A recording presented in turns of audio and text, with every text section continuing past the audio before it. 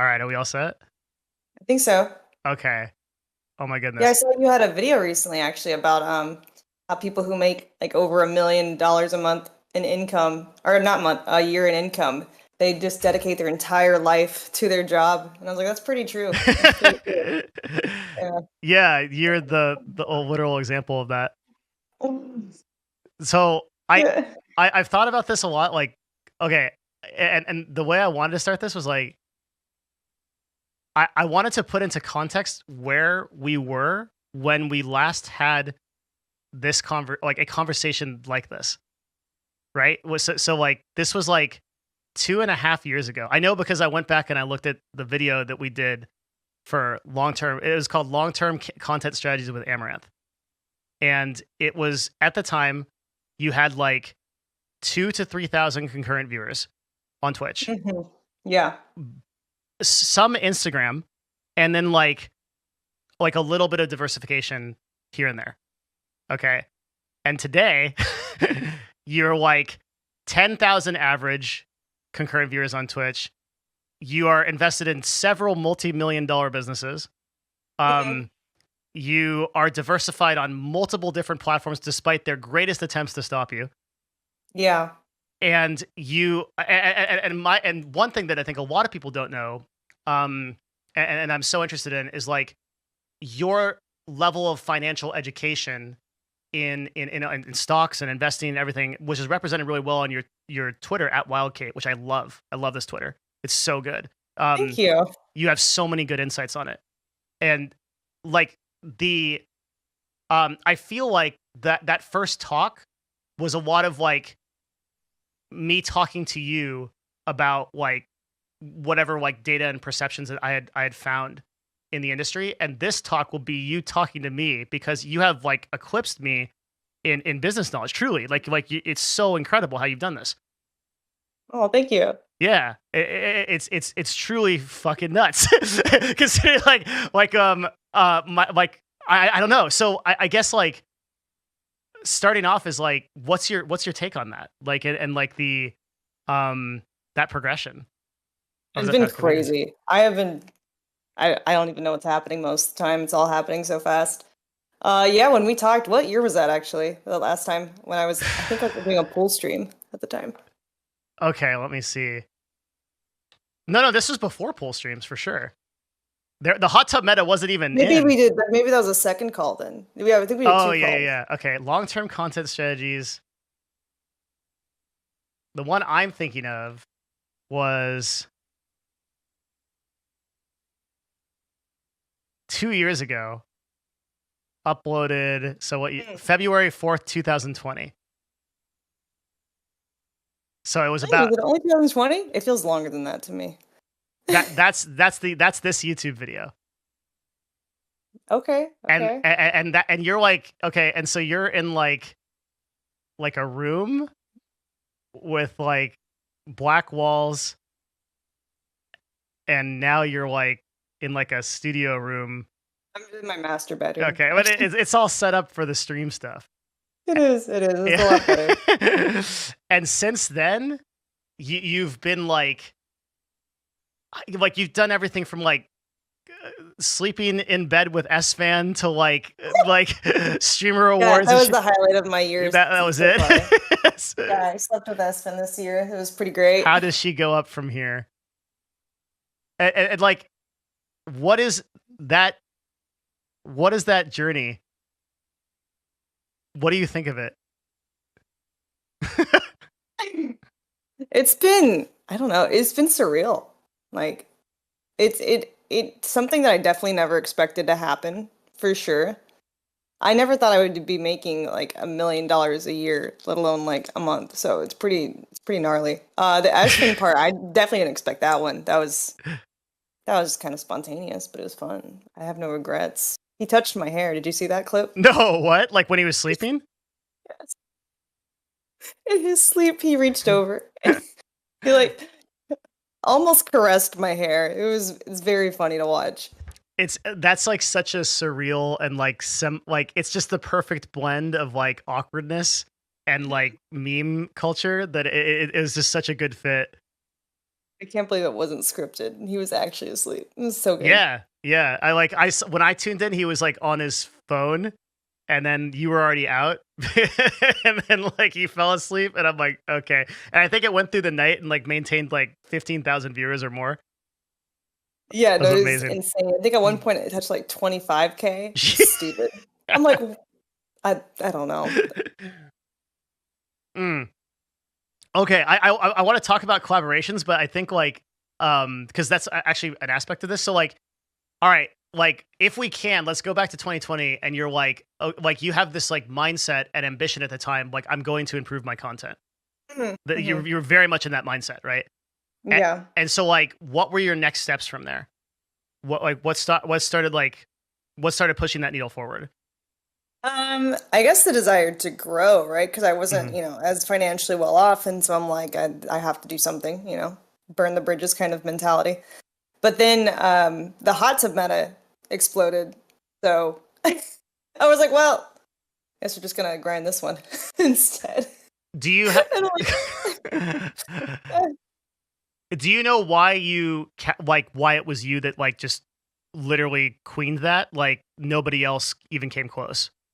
I think it's just because I had the most amount of following. I've Mm, been like, because most e-girl type streamers, right? They don't want to do it for so long. I don't blame them. You know, the environment is very toxic to stream in at times. yeah. So people don't really want to do it for 12 hours every day. Most other streamers don't either, no matter what category. I think XQC is probably like the only other one comparable to my stream hours. I think But so, yeah. yeah. So I think that's just what really gave me an advantage is just being on all the time for like the past few years and especially during that too. Are you actual Okay, so I have a question you don't have to answer.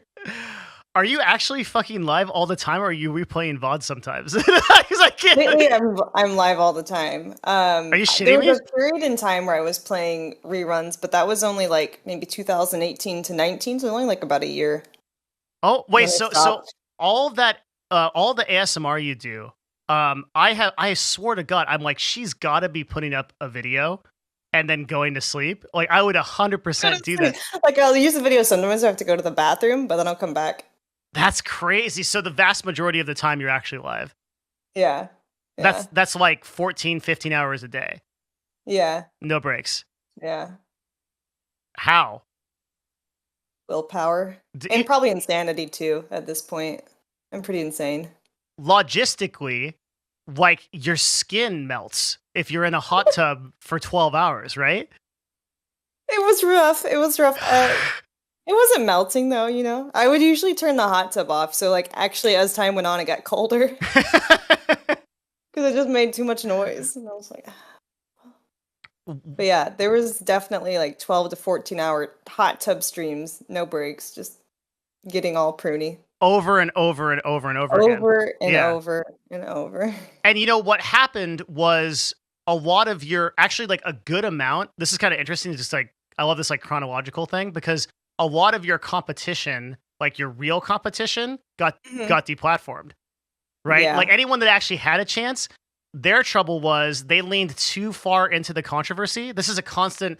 The people don't know this about being a content creator, but your level of controversy is like the amount that you're willing to increase that is the amount of attention you're going to get. So, Mm. like, you have to make a conscious decision that, like, if your hot takes are too hot, Twitch Yeah. comes in, right? You were conscious to be patient with that, so you towed the line, and, Oh and all yeah. those other content creators got obliterated because they went too far. I'm the queen of edging. Yeah. Yeah, it's amazing. It really is, and it's gotten. It hasn't worked every time, but it's enough. I mean, you're still here, right? Yeah. Yeah. So at some Yeah. point, it became a Survivor thing. I've had a few slap on the wrists, yeah, but I pretty much A like couple. know how to course correct after that slap. I don't keep playing with fire. You had some of those streamers, they would go on Twitter and they'd be like, thanks for the vacation, Twitch, right? And they would like just completely push their luck. And it was insane to me. Yeah, the Twitch doesn't like it when you say things like that. No, of course So not. you're not taking the ban seriously. You ended up dominating that category as a survivor in addition to just the sheer amount of like hard work ethic you put in. Yeah. Yeah. And that's your theme, I think, is like if there's like one, like this is the thing I think we'll come back to over and over again. But like if there's one takeaway, and your Twitter says this, I might have copy and pasted the tweet. Um, let's see. Oh yeah, this is one you did. You tweeted a Kim Kardashian quote. She said, "The best advice I have for women in business is get your ass up and work. Nobody wants to work these days." And you said, even in the top echelons, the most highly competitive fields, work ethic gives an edge. Consistency counts. Mm-hmm. This is like your bread and butter. Is just sheer Yeah. fucking hard work. Yeah. I think the Creator Economics did an interview with me, I think maybe last year, and they were hoping to unlock some secrets, and they realized, oh no, it's actually just constant grind. Yeah, there's no game. They seem Like, really disappointed. like, I'm sorry. like I no, but it's like I think everybody looks for that secret sauce when at the Mhm. point you've become successful and doesn't see the just insane amount of work that you put in, because like the real truth of it is you outwork anyone else on Twitch, and it's how you work too, right? Like the hours that Mhm. you spend diversifying your content, investing in other things, like that kind of stuff is what I really pay attention to, is that so few people will like build a TikTok on the side 1-to-1 to grow that following simultaneous. Like they can, like some people put in the hours, but you look at like someone like XQC, right? Like that's not a person that I would exactly say is making like incredibly informed business decisions on his off time, diversifying, right? Like he's all in because that's the only gear he has. So very few people have your ability to like actually make intelligent business decisions outside of just living on the platform.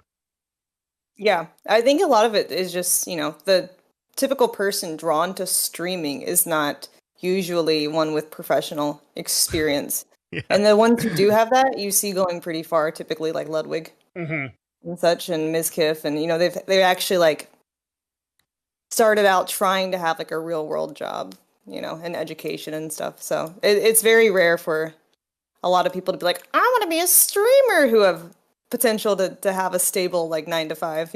Yeah. They go up fast too. Like you look at Ludwig, that was like a 2-year journey. Right. And he's still going. And then like they also have like normal real world. Like one of the things I really appreciated about Ludwig was like, I don't know if he'll actually stick to it, but he was like, yo, I'm in this for 5 years, I'm out. Yeah, I don't know Like now with his YouTube deal. Not sure. it might be better or worse. It's hard because the demon Yeah. gets his claws in you and you're like, I would say "Arr." though, like it probably feels better though to have like a guaranteed amount of payment to stream somewhere rather than just being like, man, I hope I don't fall off, Yeah. It feels super secure. I think diversification makes that feel a lot better. And Hmm. and like the fact that Ludwig so the interesting thing about we did a thing at Novo. We aggregated all of the people that all the people that I should say that are in like the top 500 that moved to another platform, and then they came back. Every single one of them retained or grew their viewership. So if you left Twitch for 2 years and then you, or Hmm. however long, and you came back, every single one of them got their viewership back. They didn't lose anything. Yeah. Yeah. People are interested. They're like, whoa, you disappeared. Mm-hmm. Hello. Mm-hmm. And that fall, Haven't seen this notification in a few years. I think if you're a smaller creator, that may not be the case, but then that gets like fixed by multi-streaming, right? So it's not even a problem. Hmm. Yeah, that's crazy. So you started. So where, like going still in like the 2020 era, you're doing the hot tub stuff, but you're also still, I think, simultaneously like massive uploads on Instagram at that point. You're doing Mm. frequent TikTok content. You have 4 YouTube channels. Yeah, that sounds about right. I mean, I might have 5. I'm not sure anymore. Who They is have like editors who like edit and upload stuff, and I'm just like, who is your help? Like who's your team at this point? I have my own team of assistants that I've trained, and they kind of help with all of my platforms. We'll get into a little bit more of that later. Mhm. And then I also have a few different YouTube editors individually, who don't help with anything except YouTube. You do all your own Twitter stuff, right? Yeah. And I don't think you schedule tweets. I mean, occasionally, like if I have as an assistant in the office, I'll be like, "Hey, at this time, send this tweet out." But I'll usually prepare stuff. How do you ideate what to talk about on Twitter? Well, since my main Instagram got taken down with like mass reports and stuff, I kind of had to figure out a way to get earned media somewhere else. I'm Yeah. like, I need exposure, so I just have to constantly be making stuff that they'll write about, you know? And so normally I had all these investments going and I wouldn't tweet about them because I'm like, that's not really my audience. But after like doing it like once or twice, I'm like, hey, every time I do this, they write about it. I guess I'll keep doing it because it's free advertising. And some people find it interesting. And it's weird. Now I have like a lot of business people who follow that personal Twitter. And it feels very strange. Yeah, I actually like um I actually like think that you could like unironically like build like a course out for like finance and like stock shit and like monetize it via that Twitter, because there's actually a functionality on Twitter. It's actually a Twitter product that Mm. you can make a newsletter or like a more longer form way to connect people through Twitter Spaces, and so you could actually like do something with that. Like that's a I don't know how much you're gonna tell me today. I'm about like all this. I'm like chomping at the bit. Like you have like all these like this new business idea, like the supposed retirement for me Yeah. girl shit. Like oh my Yeah. god. Yeah. Yeah. Yeah. Yeah, because I'm you're not even you're not, you're like well below 30, aren't you? I don't even know if you tell people this. You don't tell people this. I mean, well below like at least a year away. Yeah. Maybe 2 years. Yeah. So one One of and a half. Yeah. so one of the things like I think about is like, okay, even compared to you, I'm old as fuck, right? Like, but like I have so much time, right? Like I won't be done at Novo, even if like even though like financially, like I was at CLG, that was it, right?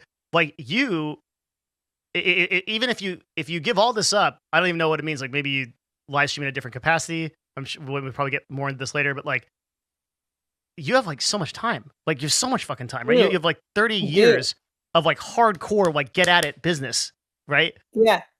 Yeah. No, I'm Yeah. definitely not slowing down the business I aspects know at you all. won't. You can't. Like Yeah. yeah, it's not your thing. Yeah.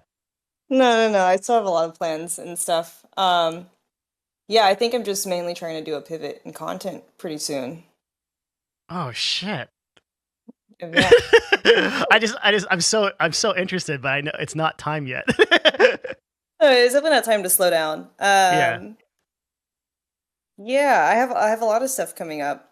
They're really exciting things. My biggest pivot into new content is like I'm trying to go for big budget productions. I'm putting together a new show. You guys can go actually check out the Twitter I just made for it. It's at streamer_royale. I think there's a command in chat now. It's going to be the biggest event. And this is like only tip of the iceberg. This is just the beginning. It's going to be insane. I have a huge production team I'm working with. It's very expensive. It's going to be around $400,000 investment of my money. Trying to get some sponsors, but you know how that goes since it's the first one, and my obvious branding isn't super sponsor friendly, so we'll see. But I'm putting a lot of money into it, putting a lot of work into it, and there's going to be so many streamers there, some of the biggest streamers on Twitch. And I had other sites too wanting me to host it on their platform, but I wanted it to be on Twitch. I think it's going to be cool, like as a live production. Oh, I have so much to say about this. Okay. I think we can talk offline about this, but I think I can help a lot with event-based sponsorships, because what we've started to do at Novo is represent total brand budgets instead of represent individual talent. So like we still represent individual talent, right? Like, but just people that we like. But like most of the work that we do now is representing brands. So I'm almost positive that we could put brand budget towards that event, and that's something we could talk about. Just like Yeah, yeah. yeah, not on stream, but yeah. Yeah, later. But another really let's talk about some more interesting stuff that we could talk about on stream. So like Yeah. in terms of like that production, I was really inspired by Germa's production and Cutie Cinderella's production of Streamer Awards. Mm. That I think that Mhm. there is a niche on Twitch for like short form events that involve like a lot of collaboration, and it's like it's good for everybody involved. Like very particular to Twitch. This is like I like it makes sense why you decided to make that on the platform and not Yeah, other no, places. definitely. Yeah, And I'll be revealing like on that Twitter account, mm-hmm. there'll be new reveals daily of who's participating in it. So it's going to be huge. So you guys definitely want to be following that because it's going to be freaking awesome. So it's at I'm so excited. Yeah, streamer_royale. Streamer_royale. Okay, I'm gonna go to it now.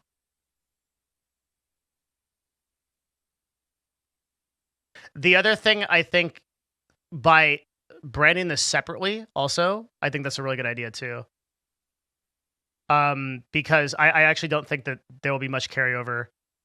I actually, you know what? The other thing too, this is like diverging because we're gonna go, but okay, I don't know.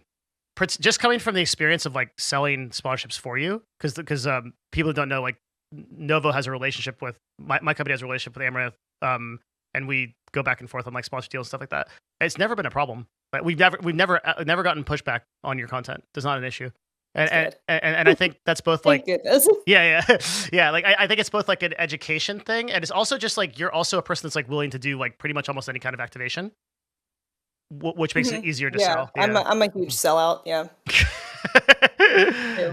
So this is so I'm guessing this is some kind of like Mr. Beast style like live event with a bunch of streamers doing ridiculous shit against each other to compete for prizes and stuff like that. Yeah, it's gonna be like I can't say too many details about what kind of challenges, but it's going to be a very, very cool show, and it's more of a survival of the last man standing kind of concept. trap 5 streamers in a room and see who can survive the longest type of shit. Yeah, I'm excited. It's good. More than that. So what do you anticipate is like the sort of like mid game and like long game for this type of thing you're doing? Like, one of the things I'm always like challenged by is like, how do you get ROI off of these big production projects, especially with like I don't know if the answer is just sponsors, because it seems pretty hard. Like production costs scale so heavily with like really high production events versus like sponsor budgets are just like not there. So like, have you thought about that? Yeah, I think it's something that I've always wanted to do. I just really have always liked big productions. Growing up watching them, I've always thought it'd be cool to be involved in that kind of thing. And then also at the same time, like, since I want to eventually pivot my content regardless if I do shows or not into more like animal sanctuary educational type of stuff one day, I feel like in order to be able to move away more from the e-girl image, it makes sense to host big events that attract more mainstream audiences. Okay. Yeah.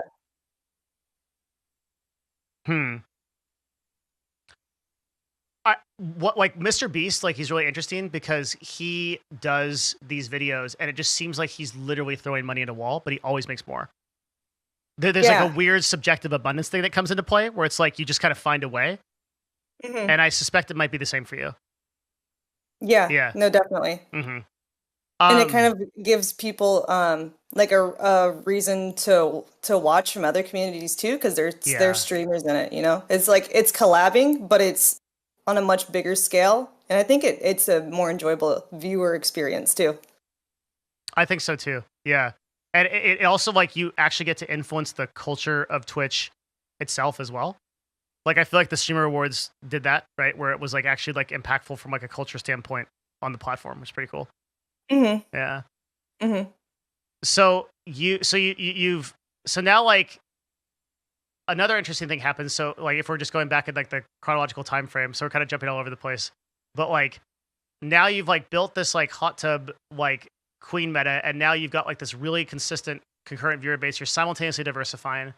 You're like you start up like the personal account for Wild Kate, and then something really interesting happens is like I think you reach this point somewhere in the beginning of 2021 where you have this perception. I'm like, me, I'm just like super straightforward. So just like fucking call me out if this is wrong. But like, I think there's a perception of you on Twitch as like that e-girl Amouranth. And not only does Twitch view you that way, but other streamers do as well. Right. And so what happened was you were able to jump that hurdle. You started doing a shit ton of collabs. And like you ended up with like Lily, like Esther, like everybody, right? So I'm really curious about how you, and in my opinion now is like your brand image is really different than what it was before, right? In a super good way. And I'm really curious if you thought about that deliberately or how you thought about that transition. Yeah, I've thought about it. I think it's moving in the right direction, but it's not quite there yet. And I don't think it will be until the content on my channel is something that people would also be interested in from those communities. Mm. Because I get a lot of feedback from their communities being like, I love watching Amouranth on collabs. I just don't, her content on her own channel isn't really like marketed towards me, but she's really fun and cool and chill. And so I think my next desire will be turning my stream into something that you don't feel like you have to change tabs when your mom walks in, because Yeah. it's just so hard to explain. Like that's pretty much the goal right now. The, interesting. Okay, so have you been like looking at just like literally different types of content, different forms of content as like a pivot? Yeah, I think the big productions are something that I really enjoy doing. And for me, it makes sense because in this world, it's like the content world, the person who can get the most attention, ends up winning. The snowballing attention, like I can endure the pain of losing money because now I'm at a financial point where my passive income is growing. So I don't have to feel like, oh no, I'm taking this hit because I know that long term my income will just recover eventually. It'll be worth the investment to grow towards a more mainstream audience if that's what I want to do long term. That my follow-up question was that, yeah, do you see Twitch as a cornerstone of your strategy in the next 10 years? I think so, if I don't get banned. Well, if you're moving towards more mainstream content, you should get out of Yeah, it that. should be Yeah. okay. Mm-hmm. Yeah. Yeah. And particularly, I think this is just like personal opinion, but like if you start doing live event production type shows on Twitch, you are basically invincible from a ban. And the reason is because they are desperate to host that kind of content, right? Mm. And I would even I don't know if you've done this yet, and this way sometimes we talk about stuff offline, but there's a conversation to be had about telling Twitch you're doing that, and there's an events team, right, that puts budgets towards things like that. So there's something to think about there. Yeah, we talk That's more true. about that. Mm-hmm. Yeah. The reason I think they're so competitive is because YouTube Live built its platform off of that same concept of like, okay, like if we become the place where events happen, that's why they put a lot of investment initially into esports and such things. They want to own like where those events happen. So Twitch competes on a pretty like one-to-one basis with that. And I think they give you a lot of support for that kind of content. Yeah, maybe we can set that call up sometime. Yes. So okay, so I wanna like, because here's what happened. Like you became a cool kid, and like Have you been cool, kid? yeah, totally. Like everyone. What like the there's like a niche. There's like a lunch table at True, Twitch. there is. Yes, Pretty much, yeah. and you like brought your tray over, and we're like, I'm here, and sat down, and then you started doing collabs with everybody, and then I think simultaneously through that process was something you just mentioned, which is like the transformation of people going like, oh, Amouranth is actually like a put together, socially adjusted human being, and not like a sex robot or like a soulless machine, right? Robot. Sadly, sadly. You were able to change the community perception of you over like a period of like maybe like 3 to 6 months, and and now that perception is largely positive. Like, how did you do that? Yeah, I think what helped was just actually showing up on other people's streams because most streamers, right, but they don't have that much time to watch other streamers, so they just kind of like see the news. And I think viewers are that way too. If you like a streamer and you're integrated in that community, maybe you don't go out of that community circle of friends, like the 100 Thieves people, the OTV people, the OTK people, because your time is just limited. And so you just see like clips and out of context things and people shit talking, and you just form these perceptions of other streamers without giving them a chance. So I think if you basically invade their streamer's stream, then they're like, oh, I thought I would hate this person, but they're okay. Did you just ask those people to be there and they just did it? Yeah. Shit, man. I was like, hey, like in Lily's case, I was like, hey, I'm in LA. Do you want to collab or something? Want to hang out? She's just like, yeah. Yeah. That's super cool. And was that the same with like the always OTK looking people? for content too, right? Other streamers, even if there's someone they wouldn't think that would be a good fit for them, I think the awkward potential drama that could happen would be good content. But turned out to be fantastic, and I'm sure Yeah. you strengthened those friendships as well. Yeah, we actually Yeah. get along pretty well. Yeah. Yeah, that's so cool. So I guess like since I'm like really obsessed with like success and like the tactics that people use. Was this something like a conscious strategy that you did? I'm not trying to say that like you like went out and like faked it, but I'm trying to say like did you like set up like, okay, I'm gonna like focus on collaborations for the next 3 months?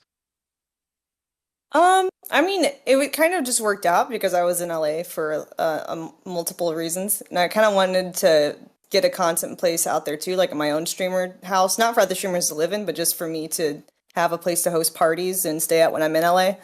But I haven't found one yet. But it wasn't really like I have to focus on collabs only. It was more of a this would probably be good for me. Got it. Okay. Yeah. Did you like at any point in this like 2020 to 2021 era, did you like take a whiteboard and be like, this is like the direction, like this is where I'm going? Like that kind of No, thing? so far it's kind of just been go with the flow. I guess I was writing the hot tub meta, and what killed that is they made its own category. Yeah, isn't that interesting? They made its own category, Mm-hmm. yeah. Mm-hmm. Hmm. Yeah, Yeah. because now like a person has to go there and there's like a certain mindset of like, okay, yeah, that's really weird how that happened. And then I think what also killed it is because it's its own category, streamers stopped reacting to it as much because they're like, wait, do I have to be in the hot tub category Mm, if there's bikini butts on my screen? You know? So I think it just all got less hyped for that reason. for sure. Yeah. But it Yeah. didn't matter to you, right? Because at that point you had retained, I remember, oh my God, your follower counts during that time. You You're had stupid. it was so fucking crazy. I have no idea. Like, what was the fascination with the hot tub meta? I was so reluctant to start it. Is that kind of funny? I saw other Really? girls doing it, and I was like, "Oh, that's interesting." And I felt like, I've already tried that though with the pool meta, right? It's not long lasting. Hmm. And then my assistants were just like, if you get it, we can set it up inside, so you don't have to deal with the the lighting condition issue that you have outside or like the Wi-Fi stuff. You can have it just from your computer. And I was like, I okay, do it. you were getting Do like it. 20 to 30,000 followers a day. Yeah, it was pretty crazy. Yeah, so like for perspective to people listening, like she's basically growing a brand new stream every day. Like to like full partner status. Yeah, What? it only lasted to that hype though, chat, when I was doing it in the just chatting section. Once Mhm. they made that hot tub category, it nuked all the growth and discovery. Yeah, that like but that was enough that like what's interesting too is that you retained that like a huge percentage of that viewer base going into like going into the just what you do now. Yeah. Yeah. Yeah, my mistake I think was not just getting Airbnbs to do like cooking streams and stuff because it was really unfortunate timing. During the hot tub meta, I was actually still recovering from the huge freeze that happened in Texas. So it flooded my kitchen because my pipes burst and it flooded my gym too. And so I couldn't do like variety of programs. It was still a lockdown, so I couldn't do IRL streams really like very well. Yeah. I couldn't do cooking streams. My kitchen was under construction. I couldn't do gym streams because the gym had all the kitchen stuff in it from the flood. So I was just kind of like locked into my room, and I'm like, I wish I could do more cool stuff. So that's like my biggest regret. I think I could have retained a lot more audience if I had done more Your variety program your during that house like time. But exploded or like yeah, pretty yeah. much. Good lord. Okay. That's crazy. Like so you're feeling like you could have well at the time though your YouTube was also growing a lot because you've had a lot of success with trial videos, right? Yeah. Yeah. And now I think you have several YouTubes north of like how many subscribers? Like I don't know. I think if you combine my main one and my ASMR one, it's over 1 million subscribers. mhm. Which I feel like it probably should be higher, but most of my videos are demonetized, and I assume the reach is also messed with if they get locked to 18 plus or like just demonetized in general. I've been trying to like to figure out how to avoid that while still retaining the reason why my audience watches, and that's an issue, right? It's hard. So that's why I'm like, I just need to start a content pivot, I think. I see. Yeah. Yeah. One of the interesting things so coming from like much smaller scale, but I did a complete content pivot in 2000 2019, right? Because I used to stream video games. And Yeah. you take a initial hit, but I think that the benefit is almost always there because like the content that I do today is not only more popular, it's infinitely more influential. And Right. I think as you start to like well, I'll ask you this question: like, as your net worth has increased, and you've been pretty transparent about like your financial status and like what's happening with you, do you find that there's not just this like this content pivot is like a sort of spiritual desire as well as a practical one, or what do you think about that? Oh, for sure. Hmm. Definitely something I've always wanted to do, I guess. The only reason why I really started the e-girls, the e-girl content is because obviously quick, easy money. Yeah, You're only young once, might as well use it. And I was already like really into the cosplay world, yeah, I and remember. a lot of the cosplayers were shifting towards like Patreon at the time, and so that's kind of just how it started, and then it snowballs into more and more stuff. Oh, we could talk about it. Like, So oh, and you just ride in the money train, right? You're like, woo, and then you're so far deep into it that you don't get viewers or anything else. So you're just like, I'll just keep hitting it. okay, that's a good segue. So around this time that you're doing those collaborations, you had a Patreon for a long ass time. Like you had a Patreon all the way back when we first talked. I remember. Yeah, it still exists. Yeah, but you started your OnlyFans when? Oh, can we Ooh. talk about that on Twitter? I don't even know the rules. I think we can Yeah, you just can't in advertise an it. educational, analytical Yeah, way. we just can't Yeah, like say the link or whatever. Yeah. yeah, yeah, Hmm. yeah. I don't know what year I started. I have to look. I want to say maybe late. Was it 2019 or was it 2020? I think it was late 2019. I don't know. One of those two. One of those two. Might have been early 2020. Yeah. It was definitely after the Patreon.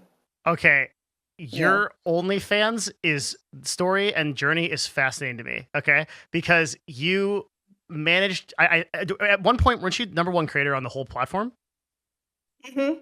Yeah, who's like not a celebrity, Yeah, obviously. yeah, but like Yeah, normal. you did that without any real like direct marketing because you couldn't link through Twitch. hmm Yeah, or had to do so very Right. indirectly. Like people had to do like it's like two hops. So Right. like, how did that happen? Um, well, a mixture of things. Of course, I at the time, I had like a 5 million follower Instagram, growing actively very fast. My Twitter has been exploding too. YouTube was popping off. Um, Twitch was popping off during the hot tub meta. That was huge too. But a very big part of how this happened was I started building out my team. Oh, this is good. I love this. Okay. Yeah, Hmm. yeah, no, that is huge. Let me see if I can think of how much I started with. Trying to think. So around the time that I made my team, I really started growing them during the hot tub meta, actually, because I was like, wow, I have to ride the hot tub train. I have to stream all the time. I Hmm. need to be able to outsource some of this stuff, right? Because I can't do all of this. I can't stream 16 hours a day Yeah. and get off and keep my sanity. Because at the time I was streaming 16 hours a day, and I would get off. I would do photo shoots. I would edit videos all myself. I literally didn't have enough hours in the day. Okay. And I was holding myself to a very, very strict schedule. And I wanted to do that because I believed I could reach a certain level of output if I only pushed myself a little harder, right? Hmm. That's what everyone thinks. It's like if I just go a little more, a little more, a little more, I can do it. Because I'm super analytical. I'm good at looking. Oops, let me make that stop. Okay. I'm good at looking at my numbers, all the statistics, my investments. I just didn't have enough hours in the day. Because how can you when you have like 10 different platforms or whatever it is now? Yeah. Hmm. So that's when I hired my current managing director, Morgan, who was just a friend at the time. Okay, so she helped me with the tasks of planning out my photo shoots, actually shooting them, editing the videos, etc.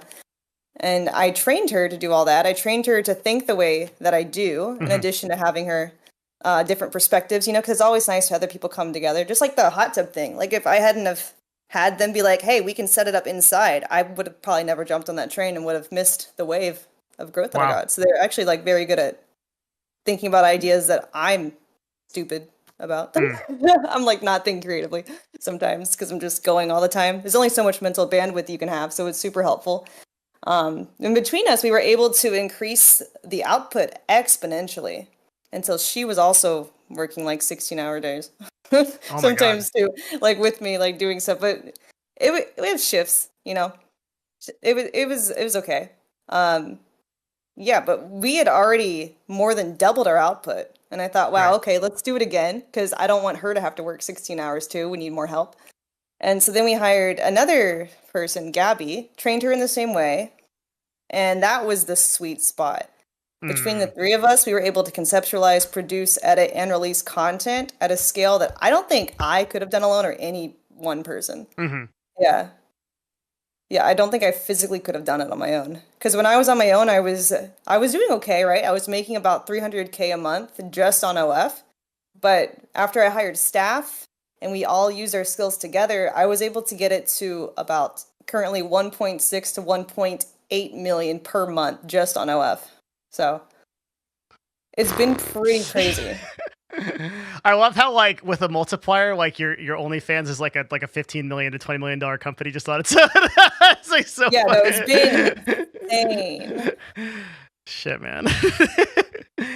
Okay, so this is so cool. So, I think one of the things that was like most interesting about what you just said was that you trained people to think like you. So you didn't just hire people; you built out almost like partnerships with like so that they could understand and also iterate individually on what you're doing. Yeah. No, it's definitely useful. And I didn't think it could grow that much, right? Because I was just grinding it on my own, thinking like if I just push a little bit more, it'll be great. It'll be fine. I only have this opportunity once. And then, hot tub meta just kept going, kept going. I'm like, the wave can't last this long, right?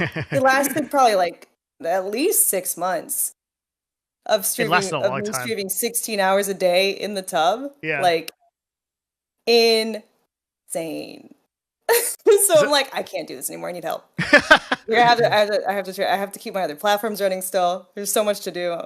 I'm literally like losing my health and sanity. So we talked about you diversifying even years ago, and I was like, you got to hire people, right? Like, yeah. and so Hmm. the catalyst was finally just like you're literally just burnt to a crisp. Like you Yeah, cannot. Yeah. can't Okay. do it. Hmm. Didn't have enough hours left. Didn't Hmm. have enough ability at all. But the real important incentive, okay, you have to know how to incentivize the people, okay, that you work with. Otherwise, they might not really try hard. A lot of people, like say if you're doing like a 9 to 5, you clock in your hours, you go home, that kind of thing. I didn't want that to be an issue because I wanted them to also want this to succeed as much as I did, right? And you have to incentivize them in ways that are like their salaries have huge bonus potentials. Mm. Let me see. I thought I heard my dog howling, but it's fine.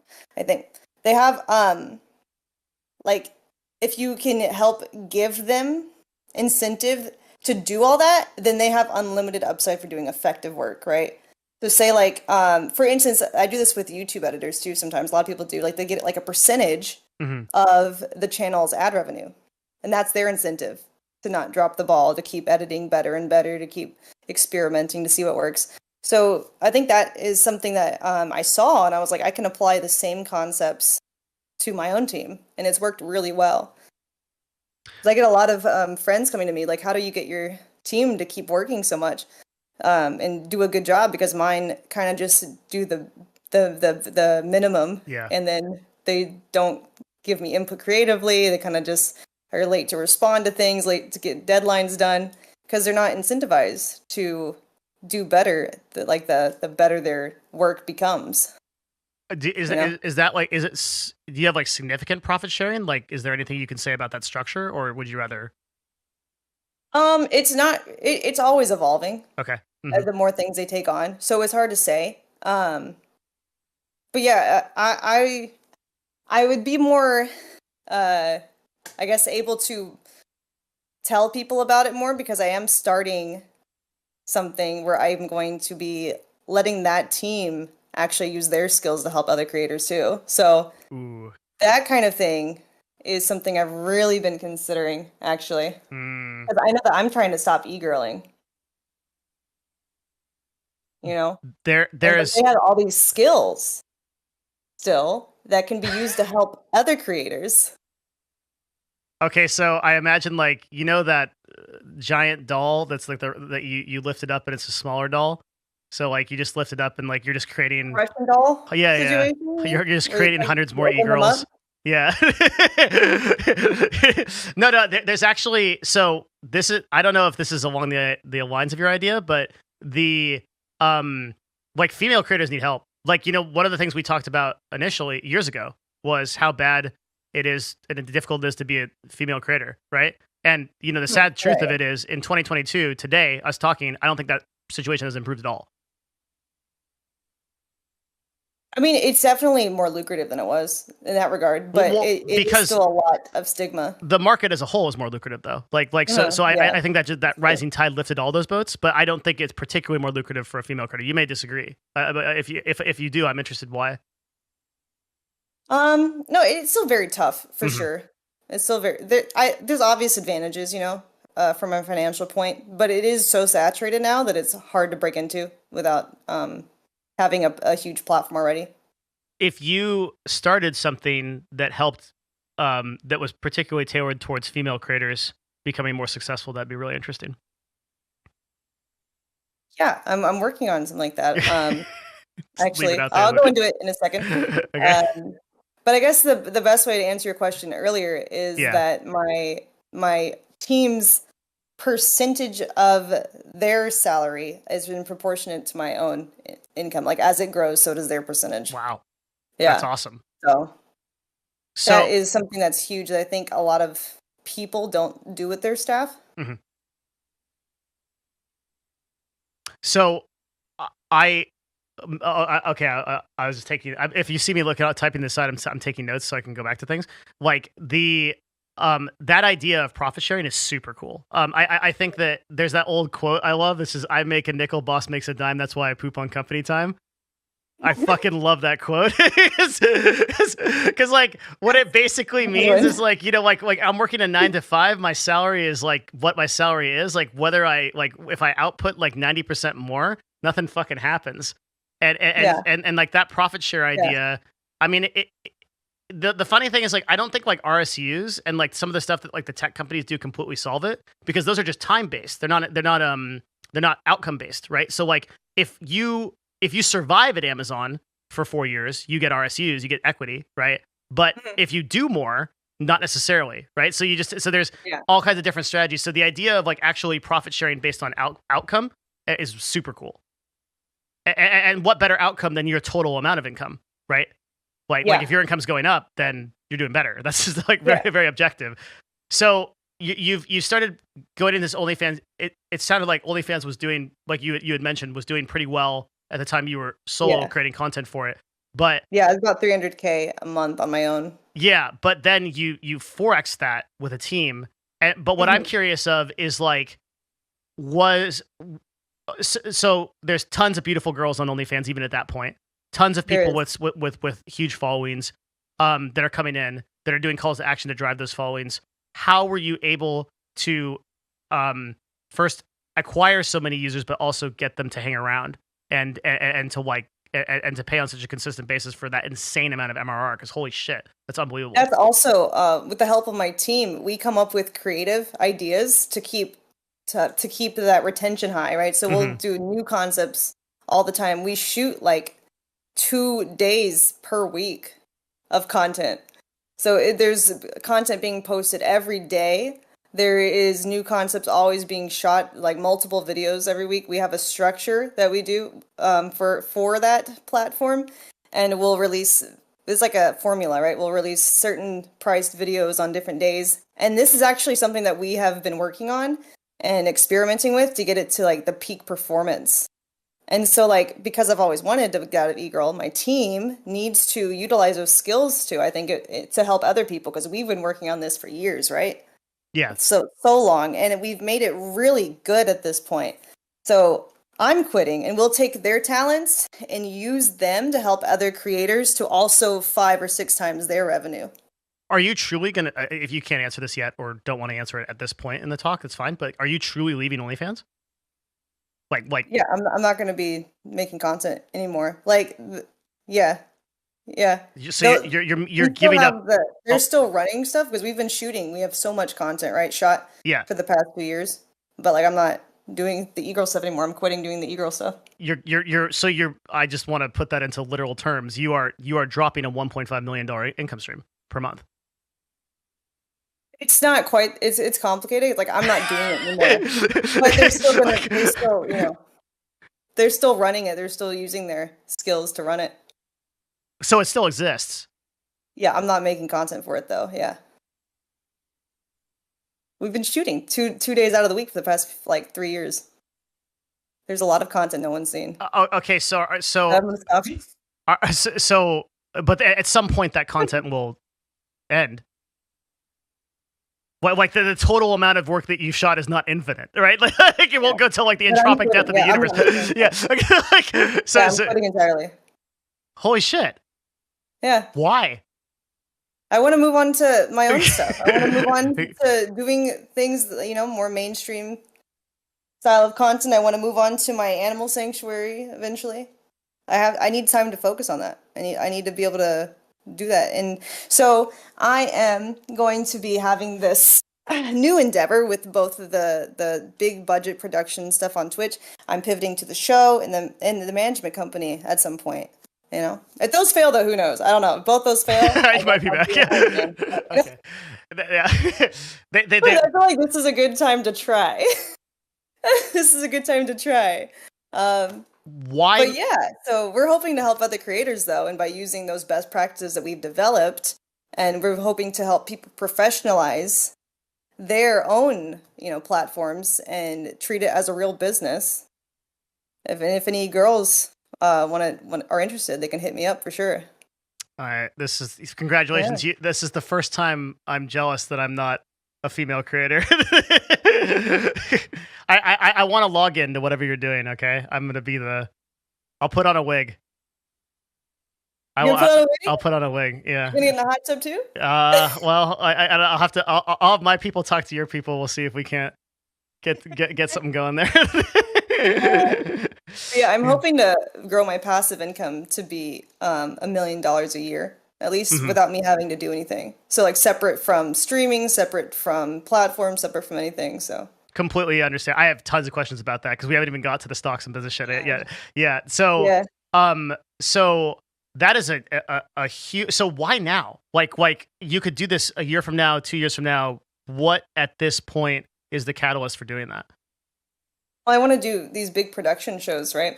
And why I not feel do it like next year or whenever. Yeah, it's something I've been wanting to do for a while, and I feel like now is a good time in the Twitch space to do it. There's no like overarching meta right now, There's not like an Among Us meta or something like that. Twitch is pretty much just like question mark content right now. And I feel like now's a really good time for that. And I know though that if I bring in this big mainstream audience, like the streamer awards, for instance, I don't know if mine will get this many people because there's not going to be obviously as many streamers as there wasn't that one. There's still going to be a lot, but not like. Cutie had so many at that award ceremony. Yeah. But that got to like 400K watchers. And if I even get to like a third or half of that, then I don't want to have to lose all of the people I brought in entirely by scaring them away with e-girl content. I see. So this pivot is 1-to-1 with your production because like Cutie, for example, I think she got like 20,000 subs as a result of the streamer awards, like just like number of people. Yeah, something crazy like that. Yeah. So like you're saying, like once you create one of those productions, you want to have your content pivoted so that people can absorb that easier when they. Yeah, because I know I want to make the pivot at some point, anyways. Yeah. And right now, it seems like a really good spot in Twitch to do that. Online content space in general, and my team is like really good now, and I feel like we can help out a lot of people grow their content too. That's such a good answer. So like just to kind of expand on what you're saying, like. I feel like Twitch had this period of time for the past like year and a half where they were sort of kind of frog hopping through various metas. You had your Among Us meta, you had your Rust meta, you had stuff like that. And now we've kind of ended up in a place where the content that does the best on Twitch are like these collaborative, semi pre-planned shows And it could be as simple as like 3 streamers cooking together, or it could be as advanced as like Germa literally building a fucking studio, getting it sponsored by like was it Coinbase or Cash App or what, like, and then like having Ludwig like run through a window or something, like just crazy shit. That's the stuff that's like Mizkiff has, like, I think I told him we had this when OTK launched, right? Like the day OTK launched, I had a long form talk with Mizkiff, and I'm like, you're gonna fucking dominate this shit because you've got like 4 of the top IRL broadcasters in one place, and you're gonna do like mostly this like real type of content, right? Yeah. Yeah, and in the exact same way, it actually makes perfect sense the way you just put this, that you're shifting to that, because that's what Twitch is going towards. Yeah, no, I think it is, absolutely. And I can see, the production quality's going up, the technology to be able to do all this is definitely advancing. So I'm really excited. It's going to be huge. Like the top streamers I'm having at my show, top production. Like I think it's going to be big, and it's something that no one's really ever tried on Twitch before. So I'm really excited about it. It's going to be huge. Yeah, I agree. I think it's really good. It's also interesting too that like this kind of type of streaming is sort of spawning out of the necessity that one of my big concerns about Twitch in the long term was like, how do you keep these broadcasters just putting insane hours in year after year after year? Like you can't, you have to solve that problem. And like, I don't think the platform can solve the problem. No, it so has the to be streamers style have of to. content. I think Yeah. Austin showed us that. Yeah, exactly. Yeah, Austin is a perfect example. Like I pop on, like his total stream time is like 9 hours a week, and like if that even. But it's funny. It's also been happening in other categories. So like I think a really good example is so we were trying to do a sponsorship for Andy Milanakis, and I was like, so I do what I typically do is like, I'm gonna pull his stats, and I'm like, this motherfucker hasn't streamed in a month. Like he's just not even on. Like what? Like and then I realized like Andy though, he's great. Yeah, but when he does stream, he gets these like enormous amounts of viewers because he's doing something. He's doing some kind of event or something like that, and he succeeds. Like he succeeds at a great level because he's putting this on. So I think that is where all broadcasters will end up. And I think some of these people who can't do that, they can't develop the business sense to like create that kind of unique content, and they just have to sit there for 18 hours a day and pound sand. I think they'll fall behind. Oh, that is, yeah. Yeah. Yeah. Yeah, definitely. Yeah, my goal is for sure high touch, high quality production.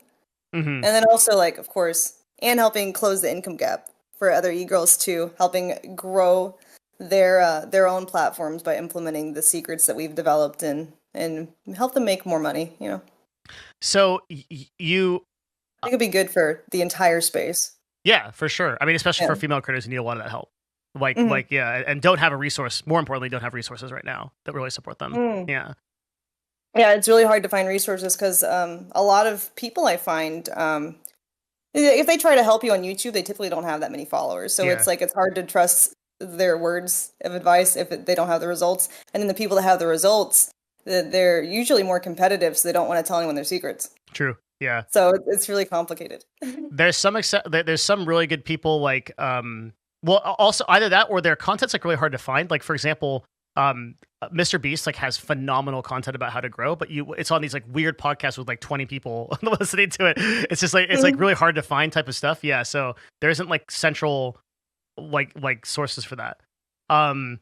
Okay, but I want to go back because we were on the OnlyFans thing, and my question was, how did you drive success over like, because my view of that was you didn't have a strong competitive advantage over a lot of other people that were going into it. I mean, like just in the sense that like, you're like a very like beautiful girl that works hard, but a lot of people are, right? Like so what was the thing that like pushed you so far up the ranking so that you I mean, you just like your success on OnlyFans is absolutely insane. It's just like yeah. I think it was just a combination of all the different platforms I'm on, how much time I put into it. People writing articles about the hot tub meta especially really helped. Oh, really? Like all the publicity wherever I can get it. YouTubers reacting to stuff, other Twitch streamers reacting to it. Just all the controversies and all the different work that I've put in, and then I also like retained the people I get because with OF and platforms like that, there's a lot of churn, right? People will Yes. come in, and if there's not a consistent enough content or variety enough of content, they'll leave, right? Hmm. And so we've maximized retention by our best practices. So it's a combination of a lot of eyeballs bringing new people in, and then running it correctly, efficiently, so that you can keep them, and they just keep stacking. Why did you choose OnlyFans, a platform that takes like 20% versus like a Patreon that takes like 8%? I think a lot of them, like the percentages are roughly the same now. They're very competitive with a lot of these platforms. Um, but yeah, it's also like the most mainstream one and the one that's going to get the most attention. Hmm. So even if a different platform could take less percentage, you may not get as many people on it though, because they don't know about it. Yeah, it's fair. So, Scale is really important. hmm so at the point where, so now it's like, okay, so you've got a team of 3 people, and one thing I had a question about is like, you could do a really interesting thing is if you incognito search Amaranth and then you go to news, Do you you do this a lot, Devin? Do you incognito search camera? I incognito search a lot of things, yes. But I mean, if I'm incognito, well, look, I mean, I own my computer, so I'll just search, right? But the reason I incognito is because I don't want my search results to inform the search Yeah. results, right? Yeah, No, I yeah, got you. I yeah. got you. That's smart. But yeah, caught in Yeah. 4K, I do incognito Amaranth, and I click news. I don't click images, okay? And then under news, you have like every day there's a fucking article being written about you. So one thing I wonder is like, did you set this up intentionally? Do you pay for this? Do you have some kind of methodology here? Because there are Oh, I don't pay for it, but you I never do pay for paid media. things specifically. No, I do things specifically so they write about me. Sometimes that's true. So that's why I just start tweeting about all my business stuff because I started writing about it. I did it once because I was bored and I was like, holy shit, here we go. Wait, so all of the You want to know? I'll tell s- you. I want to like I'm gonna do this. We're gonna search Amaranth incognito here, and we're on YouTube. So if this gets shut down, it's gonna be okay, guys. All right. Just to show what I mean here. Um, this is actually like a completely safe search to do. So, like, okay, 10 hours ago, Kotaku says she's quitting OnlyFans, invests in Twitch. 2 days ago, Deserto, right? Pivot, 13 hours ago, responds to critics labeling fake smart for investment posts, right? And that one actually is really interesting because, like, it's like a controversy that's like really internal to like a specific conversation that happened on Twitter. So, when I initially saw you doing this, I was like, maybe she's like contacted certain writers and been like in exchange for, but this is all organic. Yeah, it's all organic. Oftentimes they'll send me emails and be like, I want to do an article. Tell me about this. I think this is actually inadvertently a crazy way you grew because um a lot of people like that are like in the industry or just like kind of like out don't watch Twitch on like a regular basis, like read this kind of stuff. Shows up in RSS feeds and such things. So Mhm. did you so when you say you consciously do things that they'll write about, walk me through that. What's the thinking there? I think they find it interesting because I am a conventionally attractive girl to most people, that I have such like investment endeavors and actual goals beyond just, I want to make money to buy Gucci. You know what I mean? So like I actually have like ambition in life and things I want to do that I'm very public with. And I think they find that very interesting. I feel like if I was a male creator, they probably wouldn't care as much about my business investments. It And wouldn't be as like shocking to people. But because I look like a bimbo idiot, they're just like, oh, well, not just booba. Hmm. Well, let's write about it. That's cool. Oh, you're okay. literally using the stereotype against them. Like, Yeah. yeah, that's Yeah. Yeah. because But I think if you spend money on articles, it'd be a bad spend. I think that's a bad return on investment. What was a really good return on investment was the billboard. the billboard. The billboard I did, yeah. Wait, what? I didn't even know about this. What billboard did you do? There was one in Hollywood. What? It was February to March. Yeah, What? February to March. It was an OF billboard, and it made more though than the cost to put the billboard up. So How do you know? Did you have a because code? I was tracking I keep track of all my statistics every day, and I'm like, this is when people were writing articles about it and people were tweeting at me and stuff like with pictures of my billboard. That's when I noticed like the conversions going up. Oh, because my Yeah. question was like literally, how did you know? Because like if I'm driving and I'm like I'm gonna subscribe to that OnlyFans, like there's no Oh, I tracking in tweeted there. about it. Yeah. Okay, I see. So Yeah. so you rented a billboard and it was just a picture of Yeah. you and an OnlyFans. It was like a 7-Eleven parody meme. What do you have a picture of You this billboard? Yeah, I can show it to Or you. can I Let me find it? see. Yeah, let me see. I Yeah. can I can send it to you in Discord. Okay. I'm so curious because like People were writing about it. Here, I'll link you one of the articles for it.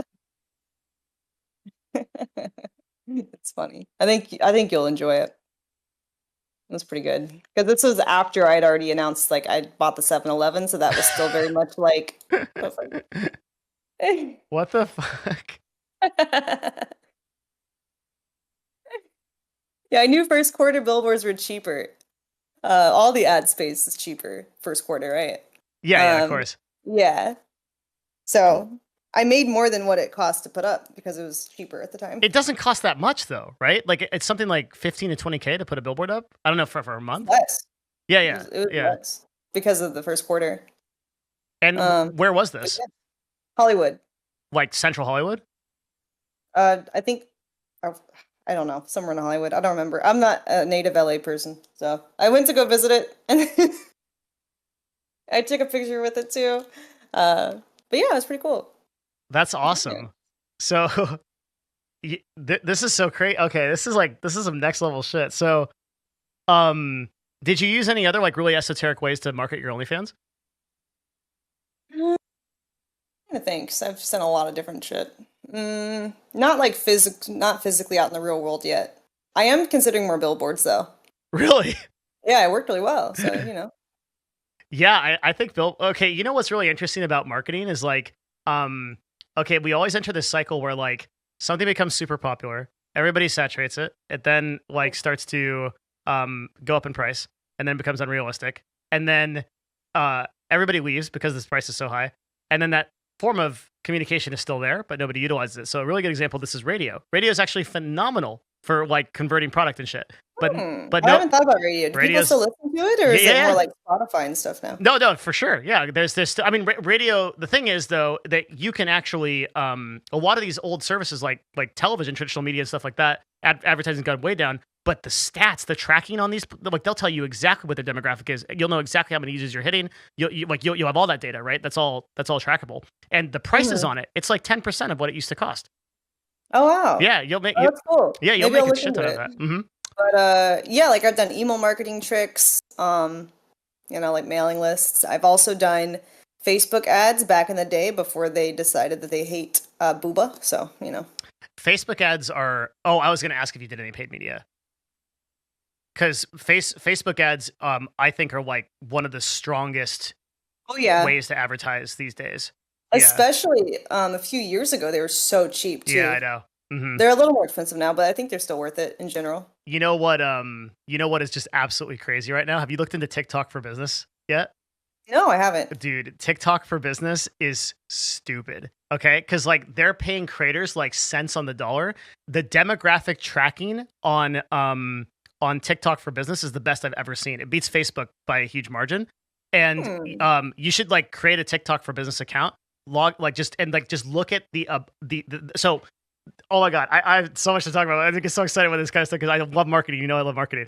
But oh my God, like you can literally create an audience, a lookalike audience 1-to-1 with any demographic, and then you can actually target by their engagement. You can target you can target only people that have liked posts. You can target only people that have engaged with posts directly. There's so much power in this, and you could you could literally target your exact demographic, and then the CPC is lower because TikTok doesn't pay its creators shit. So I think they're probably selling their ads for like $10, like CPM, and your CPC is going to be like so low. I mean, like literally like 5 to 8 cents a click. It's unbelievable. Yeah, I don't think they like OF, but I could advertise my Twitch channel potentially. All kinds of stuff you could advertise. Yeah. You can actually advertise the show. Yeah, exactly. Yeah, back into itself. Mm-hmm. Or any kind of newsletter. I mean, there's infinite amounts of things you could do with it, and like I'm talking like $50 to $100 budget a day just coming from like we're now running these for brands. and they're like TikTok is outperforming every other form of marketing we're doing. Full stop. That's crazy. Yeah, it is. It's just like, Yeah, that's new. Yeah, they didn't have that back when I did Facebook advertising, which I actually learned because I had my own character company mhm. before I was a streamer. So I did like princess parties for kids' birthday parties and festivals and hospital visits and stuff. So I was doing all kinds of things. That's where I learned Facebook marketing, and that was super cheap at that time. It was so worth it. I could Yeah. spend like $10 and get like 20 clients. Yeah, exactly. It was You crazy. yeah, you can still do that stuff. It's freaking crazy. Yeah, it was awesome. It's like if you imagine like how good Google AdWords was in like 2004 and how good Facebook ads were in like 2018, like Mm. TikTok is better than both of those in 2022, but nobody sees it because TikTok ads for business is literally a month old product. Like Oh, yeah, okay, so it's yeah. really new. Yeah, they just released this. So it's going to be a while. I think it's probably about a year before like the like people start to really onboard to it cuz marketers are slow. And like if you Mhm. get on that shit like pretty early on, it'll be insane. Okay. Yeah, it is, yeah. So you did do some paid media. You drove people Yeah. to what you did paid media for OnlyFans or other stuff. I think I don't know if I ever got to with OF. It would have been like super early before they started shutting down like sexy content type of ads Yeah. on Facebook, but I definitely did it for Patreon, um, in my early days. Did you ever get into the phone stuff, the text meta? I looked into it, but at the time it was just I didn't have as much staff as I do now, so Yeah. I didn't have enough mental bandwidth to really play with that. But I remember that being a thing. I don't know if that's still a viable strategy or not. I think so. Ninja did it with like a huge Yeah. amount of success. Yeah, and Hmm. this is something that for whatever reason is like really used a lot in like I guess the traditional celebrity world, like with movie stars and things like that. But for whatever reason, just like hasn't converted over to like tier one influencers on Twitch Right. or like new media or YouTubers. But I Hmm. think would be really effective, especially for like I don't know with your content pivot. Like if you're gonna stop, I don't know. Like it might be different. But you can still just send like nice Yeah. like stock advice on text. Like buy Activision. I mean, it could still be like a smaller form of best practices potentially. Who knows? hmm Yeah, Yeah. there's a lot of potential there. Hmm. Yeah, I don't think I got approved at the time also for phone text. I don't think I was big enough for the service to want to work with me. Oh, their mistake. Yeah. Yeah. Yeah, I think that would have been another like 300 to 500K a month income stream. Pretty easy. Crazy. Completely separate of anything on OF or anywhere else. Because Mm, it's just a totally different type of service, like that sort of direct touch service. People feel that like kind of like personal thing, and it's right, yeah. and it's to No, for phones. sure. Yeah. hmm Okay, so I think we're at the point now where you're earning a shitload on OnlyFans. That we're chronologically here, and Yeah. then and you probably at this point have so much cash that you're like, what the fuck do I do with all this? No, I don't. I know exactly what I'm doing with it. Wha- at that point. Oh, which point? Okay, so we're at the. I know you know what you're doing with it now, but Oh, okay. I'm Okay. saying when you start generating $1.5 million a month on OnlyFans, right? Mhm. Because correct me if I'm wrong, but like you weren't like really like an active investor like 3 or 4 years ago, were you? Not as active. No, I've always dabbled like just like a little bit and stuff. I didn't have enough money to really invest a whole lot. You know, not like I do now. I've always been interested in it for sure because with my kind of job, it's always something I've considered that I can't do it forever, hmm right? If you're gonna make it your career around your looks, something that you can't really control for. I mean, you can always get work done, you can always do that as you get older, but there's definitely an expiration date that I feel. Maybe not anymore. Maybe the internet is so crazy that there's like market for gilfs now. Who knows? But I've always been like, I need to have my my money be able to last because I'm not gonna be this sexy girl forever. And that's not really what I want to do long term, anyways. Yeah. So Yeah. so you. I this is like I guess like one of the most interesting things for me personally to find out is like you started to acquire this knowledge about investing. And this is like before your huge Mhm. plays into like Google or Activision. Yeah, I remember I used to actually talk to Recful a lot. We had Oh, some really? stock conversations. Yeah, we had a friendship that no one really knew about because we didn't do collabs, but we would still have stock conversations on Twitter. I had no idea. Yeah. Yeah. How did you so is that part of your sort of like learning about this? Like how did you develop this this Most prowess of in it was on investing? my own, but we just like went back and forth with what we were investing in at the time, What sharing ideas. And occasionally we had like friendly bets too, which ones would do well. I actually won one of those bets, but he didn't ever do a collab with me, so he didn't do that reward, but it's all good. It was much more of like, oh, okay. It's so nice to have people to talk to, you know? yeah, for It's so sure. nice. Yeah. My chat on YouTube is saying Amouranth for the gilf content. It never dies. Yeah. Yeah. So you did these invest like so when you say you did it on your own, what did you read books? Did you like what do you mean? Yeah, I've done like audio stuff. I've listened to YouTube videos. I've like read articles and stuff. Just constantly like every time I have free time, I'll like just play something different occasionally. And how did you get over like the sort of like one of the big things about investing is like the risk feeling. Like how did you get over like just making those initial investments and taking those chances? Well, I don't take risks. I invest in very safe companies. You have 2 million in Like, Activision. well, that one actually does make sense, right? Because they have really strong IP, and I believe Like, Microsoft's going to buy them and get rid of the bad apples that are running it. And the people who are making the games, they're very talented. They're very passionate about what they do. mhm. And you know, if you would get rid of the bosses that they don't like and the bad management, I feel like it's only going to flourish. Ooh, okay. Can I give you my hot take on that? Yeah, go for All it. right. Go I for think that the majority of Activision's portfolio is in King and in mobile games, and I worry that they're falling behind because they haven't like for Activision to be able to grow that revenue, they need to either develop new IPs, which there's no indication that they're able to do, or they need to keep monetizing in the mobile market, which they're falling behind in app downloads. So I think a lot of people think that the long term vision of Activision is that Microsoft cleans it up and brings in more effective executives, and it becomes like a better organization under Spencer, and like becomes part of MGS. it. I don't know if that's their main problem. I think their main problem is like failing to create like AAA games that like actually like push the results that like Call of Duty initially did. Or what are your thoughts Mhm. on that? Yeah. I can see that too, but I also think that part of like say if okay, so if you were a game developer and you didn't really like your bosses, there was a lot of like bad shit in your company. It's kind Yeah. of like taboo right now to work there because of all the controversies.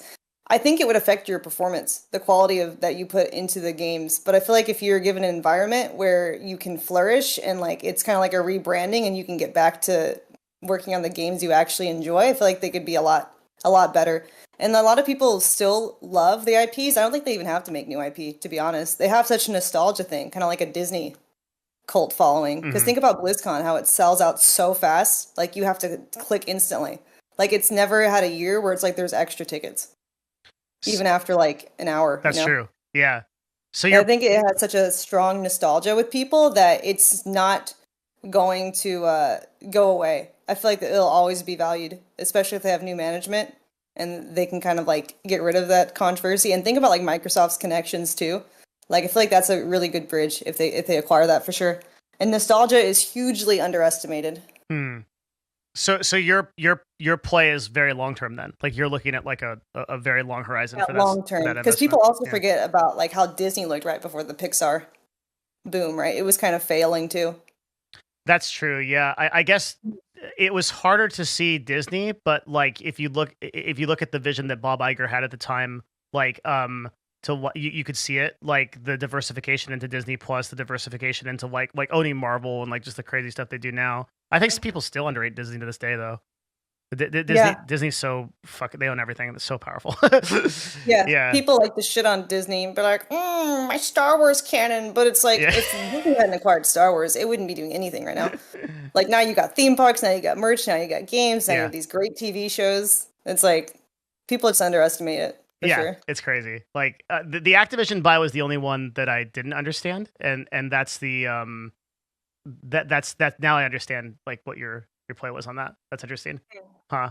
But okay, so like yeah, like you're learning about these stocks and these investments.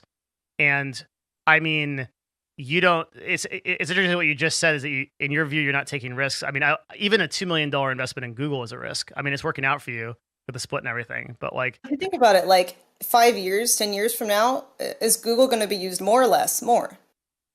well, if you I look don't at see it being used less. the number of Fortune 500 companies that have survived like 50 years. Hmm. It's not many, No, right? So, no, not many. yeah, there's a good and like I guess the counter to that like sort of pessimism is like, well, these are like the giants that we have now, like the sheer property that Google owns and controls is like unprecedented, right? Oh yeah, they But own so much stuff. They own YouTube too. yeah, It's like it's crazy. And I think they're doing like a Google certificate program they're working on too. So that'll be like a college degree replacement for a lot of people. And I think that's going to be huge when they work on that, when they get that done, because we know college is not optimized for every person. yeah, I think they still have a lot way to go. I guess like my concern with like sort of investing in this ecosystem with the amount of capital that you're doing is the valuations of these tech companies are so accelerated and high that like I feel like it like might take a long time to correct. I don't know. What are your thoughts on that? Um, yeah, I mean, I think though long term it's still pretty safe. I don't see them going away. They have too much power on the internet. Mm. Yeah, because if you think about any other search engine, they just all feel inferior. Yeah, that's Like true. Yeah. Bing, Yahoo. What else is there anymore? Is there anything else anymore? Bing. Bing still has a paid ads program that we run every once in a while for funsies, and like their CPC is like bananas low and like only appeals to like 65-year-olds. But if that's your demo for whatever you're selling, it's good. Like so so the first time I noticed that like because you being a sophisticated investor like actually like really surprised me. Just not because you're like I'm not trying to say I was feeding into the stereotype, but just because I just didn't know. Right. I was like, Yeah, oh yeah. most people don't. Yeah, and like then on Wildcate, you start posting these stock takes that like I have to like very carefully read line by line so I understand them. So like I'm like okay, I don't get what she's saying here. I have to go figure this out and maybe do my own research to kind of like and so my curiosity is like how did you get to that point? Because you're not just like maybe people figure this out by or figure this by looking at your articles and shit and they say oh like $2 million in Activision. In fact, I saw a comment the other day that I think you like addressed on that was like people are saying like any idiot that has $20 million or whatever can invest and make a lot of money in the market. That's the fucking stupidest thing I've ever heard. Like 92% of hedge funds Mhm. don't fucking beat the S&P 500. So the person doesn't know what the fuck they're talking about. But like you've done more than just become this like person that throws money at stocks. You're a sophisticated investor. You understand like that. You're saying that was done through like just deliberate self teaching. It's that simple. Yeah, yeah, pretty much. And I've always kind of used a common sense approach to it too. If I feel like people are only going to use it more later down the line, then I feel like it's pretty safe. Like Visa, digital currency trading is going to be more like prevalent than cash as time Yeah. goes on. Hmm. So I feel like that's pretty safe. Um, and then I have Amazon, of course. People are only going to be ordering online more in the next 5, 10 years, etc. Even beyond that. Ooh, do you invest in any cryptocurrencies? You don't have to say which one. I'm just curious if you're in the market. Yeah, I have a little bit. I dabble. I Okay. dabble a little bit. I'm not like crazy into it because I still feel like it's a little risky, but yeah, Visa I definitely feel much better about than I crypto. I'm way too deep into crypto, I'll tell you. So much so that I'm posting Web3 videos that get 50% dislikes. So like Yeah. you can't you know what I was saying earlier, what we need to do is we need to change the word NFT because like it's just the negative association with the word is like so strong now that I don't think we can like pull ourselves out of that hole from a marketing standpoint. Like we have to change it to like gaming fun token. I don't know what you change it to, but like that's not gonna do. Like, and there's so many Yeah. cool projects on blockchain that like um that I've like personally invested in, and I don't say my investments because then people will tell me I'm showing for coins, right? So like, Yeah. but there's so many cool things, and yeah, I feel like Web3 is such an interesting place to talk about investing, but like it's so toxic just because of how polarized it's gotten. Yeah. Mhm. And I guess also what helped me too that a lot of people don't have access to is I had like some 400 IQ tutoring, I guess, this, through my conversations with Rekful and Hikaru on Twitter. Oh, Hikaru But also. a little bit, yeah, yeah, back and forth. It's really helpful, right? Because you learn more and you share and you do more research because it's what someone says, and it's very useful. Think about things that you weren't exposed to previously, had the knowledge of. And Super helpful. you don't view these things as taking risks. Yeah, no, I don't think most of my investments are risky. In the stock market. Yeah, yeah. Do you have one thing you don't talk about ever that I'm curious about is do you have anything that balances out your portfolio like treasuries, bonds, ETFs, things that, or follow the S&P 500 at all? Not a whole lot. I haven't. That's something I've been looking into it more. Because like I wonder why you wouldn't just put a couple $1,000,000 into the S&P 500 and let it sit, like because that's like basically the most reliable long-term investment strategy, right? Yeah, and I've thought about that too, but I just wanted to do the big safe ones to start with. And as my passive income grows, I'll feel more confident putting it into those. But yeah. Okay, and Right now I do private equity, so I think that's like another thing that's that I don't what think I about want to much. talk about. I have to walk up the office Yeah. real quick. Can I do that real quick and then I want to talk about that if that's okay. Yeah, sure. Okay, I'll be right back. 1 sec. All right, that's fine. Yo. Hello. Hey, what's up? Okay, here's a good question. Okay. What do you really do when the changing bikini sign is up? I know it doesn't take that long to change a bikini, Caitlin. What are you keeping your audience waiting for? I'd say it changes daily. It really changes. Sometimes I'm getting social media posts ready. Sometimes I'm actually in the bathroom. Sometimes I am doing a little bit of talking in other streamers' chats to try and socialize a bit and network. Other times I'm filming content for my degenerate platforms that I can't go on Twitch. Literally, I'm changing anyways. Clothes are off. Might as well. I see. Have you gotten it down to like a science where like you can just did it ever get easier to take pictures or do you have to do like 1,000 takes even now? Yeah, I still do like a lot of pictures. Videos are easier now. Videos Really? I feel like are more forgiving though than pictures. What do you think? Wouldn't it be the opposite? No. Because pictures, if it's like a weird angle, still images look freaking weird. But in a video, you're moving around, it looks a lot more natural. Aren't you trying to this is a weird conversation. Aren't you trying to prevent certain things, certain types of content from being revealed in video format, which makes it more difficult because you have to conceal. I'm gonna admit, I'm unfortunately I'm not an OnlyFans subscriber of yours. Okay, we've talked to some knowledge about how you do this. So like, aren't you? I mean, like, so isn't that difficult on video versus photo? You can just. Not really. I feel like photo by more forgiving, I mean like it doesn't usually look awkward in video. Oh, like okay. in photo, if your like face is like, you don't realize what you're looking like. You're just like, oh, that's not a good picture. Oof, no, oof. The lighting. Ew. One of the things that like always blew my mind about like e-girling is like when I was actually around them in esports, like how many fucking takes they have to take as a picture. It's just like your phone, like thousands, just click, like until they get that exact one that they want, that exact vibe. Yeah. Yeah. Yeah.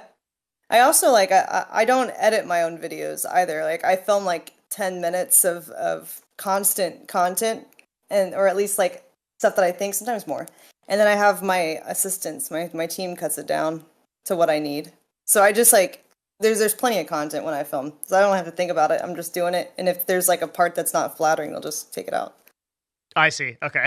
Yeah. That makes sense. Yeah, I keep forgetting you have a team. People are accusing me of you definitely are an OnlyFans. I'm not. I have a very beautiful girlfriend who also has access to my credit card history. It's like, I do not. I am not. I'm not any sort of. I'm not in that direction. Don't worry. He only uses the news tab, guys, on incognito. The news tab on incognito. News, yes. news, News. And to pull up billboards. Yeah. Yes, completely above water. So okay, we're talking about private equity. I'm so excited. This is like This Yeah. is like crazy. Okay, so to back up a little bit, where we were at is you're now making a shit ton. Like in the chronology of this, you're making a shit ton of money off of OnlyFans. You've expanded your team to 3 people with profit sharing. You are teaching yourself stocks as well as had some productive conversations with Rekful and Hikaru. And like you're What making. was actually I told chat, Mhm. Rekful relayed Hikaru's messages to me, like his Oh. ideas. Mm-hmm. Yeah, so mainly just direct contact with Rekful. Rekful's an incredibly what was an incredibly impressive stock investor Oh, for on his sure, own. yeah. Yeah, yeah. Like a lot of people don't know that like he never worried about streaming income because he was just locked in with his Yeah, man, he was great. investing. For Yeah. sure. Super, super nice, super helpful. Hmm. And no, I had never known you had that relationship. I only ran into him a few times over the course of my career, and like once at like a party we talked for like 4 hours. And Mhm. he's a really. I mean, just one thing that really surprised me about him was just his sheer intelligence across so many different topics. Yeah. Mm. So Yeah. you made these investments, and then I think the real breakout was like the gas station, wasn't it? The gas stations are interesting ones for sure. Everyone was surprised. I want to hear all about it. Yeah. Yeah, So the gas stations were actually tax advantage investments. I don't know if you heard my breakdown any of like the yard. I read it. Well, I didn't hear on Yeah, the yeah, yard, but yeah. I read your breakdown on Twitter. But could you Oh explain yeah. it here? Mhm. Um, yeah, I could explain it more, but it's super interesting, right? Because it's something that I guess people who don't have a whole lot of like income can do. So it's a little harder, but for Mhm. influencers, it's pretty reasonable to do actually. So for me, the one of the gas stations, it was a like the total cost was like about 4 million for the building and the property, but you can't really expense the land itself. Yeah. So that 3 million of building costs, there's actually a bonus depreciation that is happening for businesses that's up until the end of this year. That's like the full amount that I can take from my total income, like I can deduct it from that, and then now I'm taxed on a new lower amount. So it's like there's 3 million of the building cost. I can use that as an expense, take it from my total earnings for the year, and now that new total earnings that's lower, I get taxed on that rate instead. Can you do this because it's a real estate investment, so it's tax diverted in that sense, or because you are basically buying a business and that counts as a business expense against your other income, or is it something else? I'm not sure the difference between the two. I just know that this is how it works right now for Yeah. this particular situation.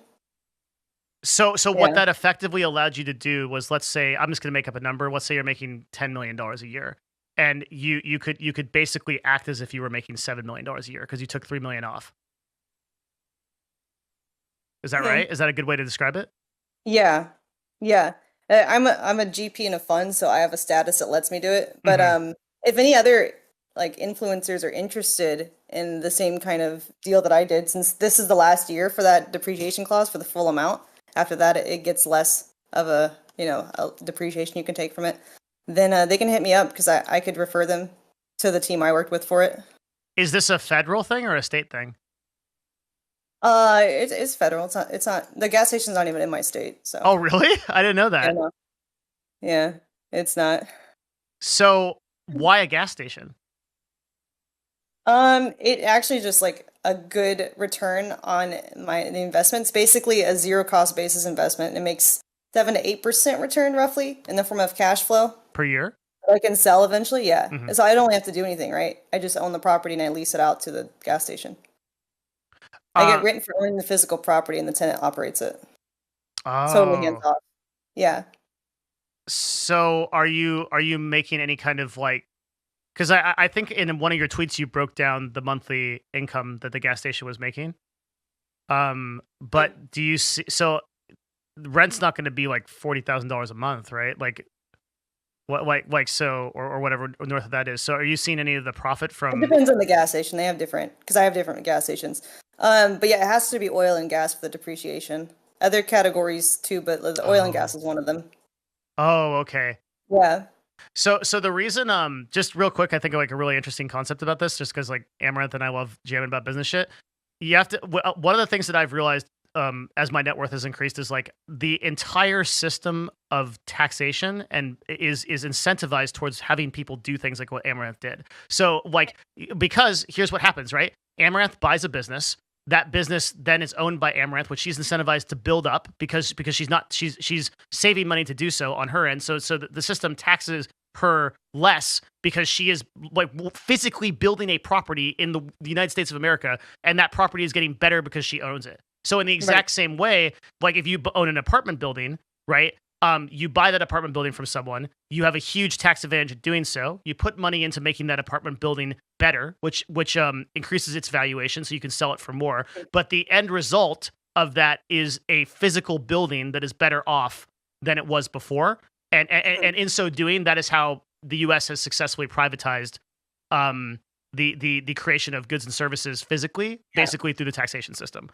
They're incentivizing people who have the capital to do it. And it's only like an 8% return a year, but I don't have to do anything. And it's free because the amount that I owe in taxes is more than the cost that I have to put into it initially. 8% is pretty good. Yeah, no, it's pretty good. Yeah. And did you take a loan out to do this? No, this is stuff I had set aside already. So you just bought it. Yeah. Okay. And you own more than one. Yeah, I have a 7-Eleven, I have a Circle K, and then I have another 7-Eleven coming soon. So you're still buying? I am still buying, yeah. So was the idea of going into these, and I'm going to talk about the other businesses I know you own in a minute, those are really interesting too. Was the idea of going into these, was the motivation there to diversify from stocks and have a different, what was it? What was the motivation of putting your cash into those types of businesses specifically? Yeah, I really want to just have a variety of ways that I can have a passive income. You know, because I feel like gas stations, especially, like even if electric cars are becoming more popular, there's still going to be a really large segment of the population that can't afford that, and they're still going to keep using their old gas cars. So I feel like it's just another safe investment to do. Was there any particular reason? Okay, so you mentioned oil and gas was the specific category that you had to do to. Okay, so that's why gas stations. But what I'm saying is like, why not? Like, there are other things you could have done for tax deferral. So, like real estate, for example, they could have done apartment complexes or things like that. Any particular reason? That's something I've considered too. Okay. This one I just felt more compelled to do it first because that specific category this is the last year for the full depreciation clause. But yeah, investment in real estate is something I'm considering too. I see. Yeah, real estate is interesting. That's the one I'm getting into now, and real estate's interesting because the way it's structured is you basically tax defer until you sell, and then you have a certain period of time that you have to buy more real estate with that money, or it gets taxed. So I think the reason the system is set up this way is like, let's say that you buy a house, the house would increase in value. Hopefully, you sell that house. And there's if you want that to maintain tax deferred, you have to go buy another house or buy an apartment complex or whatever. And I guess the idea is to do that until you die.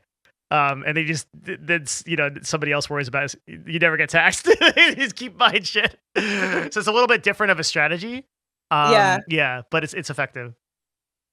Yeah, people are saying it's through a 1031. I think real estate, like apartments, residents and stuff. I'm going to look at that next. I think after the depreciation clause is gone for the oil and gas.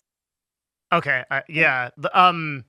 Some people in the chat are saying, wouldn't an ETF bring more ROI? So there's a lot of really interesting things that Amouranth is considering here that we can talk about. Like the big one, I think, is cash flow. That like you may be able to invest in like an ETF, but man, one of the things I've really underestimated as I've like tried to diversify my investments is how fucking great cash is. Like just money coming back to you. Yeah. That's what makes investments like gas stations so interesting is that you basically guaranteed you have a source of income every month that's just paying you out that you can then put into an ETF or to other future business or whatever. Right. Yeah. It feels more like, I guess, secure. Initially, it's not a long-term thing.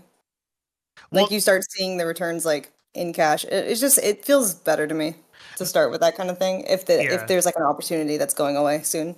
The other thing too is that because you own physical property, there's value in that asset itself. Whereas like the market is, there's no like inherent value in an ETF in the sense that like you have a physical gas station. Like unless it explodes, Mhm. like it's worth something. You know, Yeah. even if it does explode, you collect insurance, you're fine. Yeah. Yeah, Yeah. yeah. I feel like Okay, it's a lot harder for the value to go down because it's something people literally need to live at for this point. sure. Yeah. So then you made a move that I don't think it got covered as much, but to me was far more interesting. This is you bought a fucking plastic ball company. Yeah, I have a plastic ball slash plastic toy and inflatable pool toy company.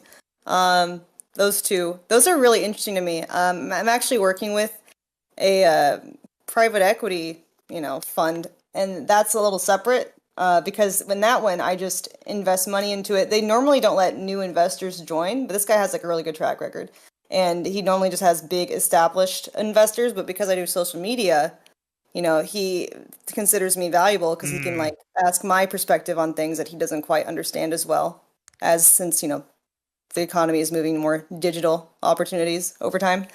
But so that's a cool thing. I have a relationship with them. But these companies, the inflatable pool company and the plastic ball one, they were a little too small for him to look at, but he still thought they were good opportunities for me, since I have the income to be able to acquire them. And these companies have 20% cash flow returns mm. based on like my investment I put in.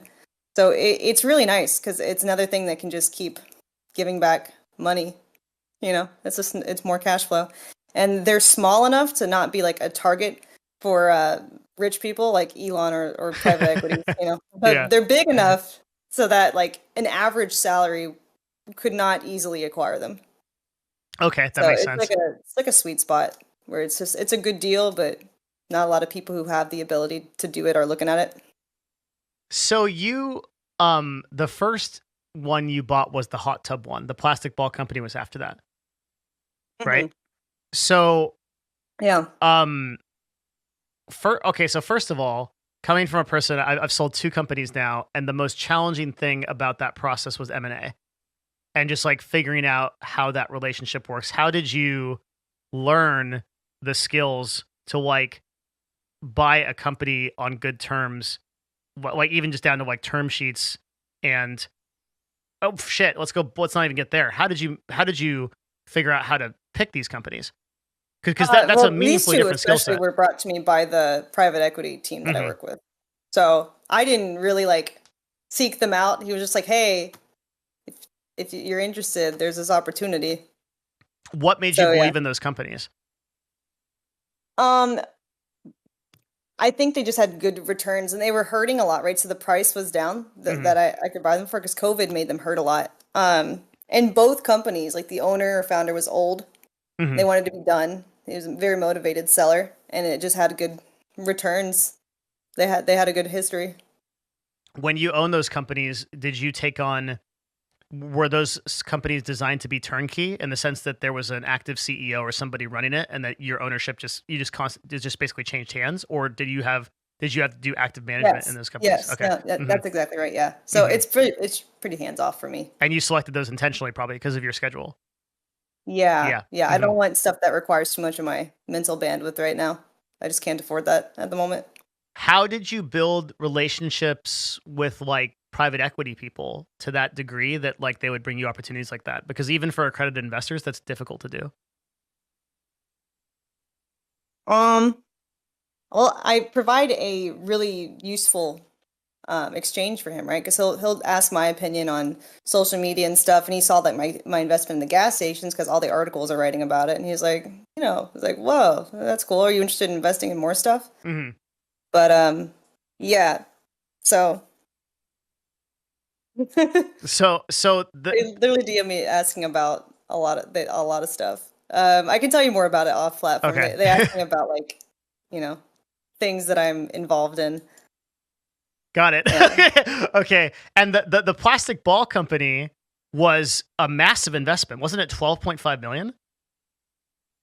Is Yeah, that right? it's pretty crazy. No, I'm they getting do that ask from her me about Twitter Playboy. I can tell you that. Yeah, the Playboy is something they actually asked me about. in terms of, or do you want to talk later? We can talk about Yeah. more Okay. about that later. Mhm. But yeah, I used a loan though for the plastic ball one. Did you go to a bank, or did you like? How'd you do that? Yeah, I have a bank. No. I have banks. I mean, did you get? It's a bank loan? Yeah, Yeah. Okay. they So have cheap financing too. I imagine because like you're a good credit risk. Yeah. Yeah. Um.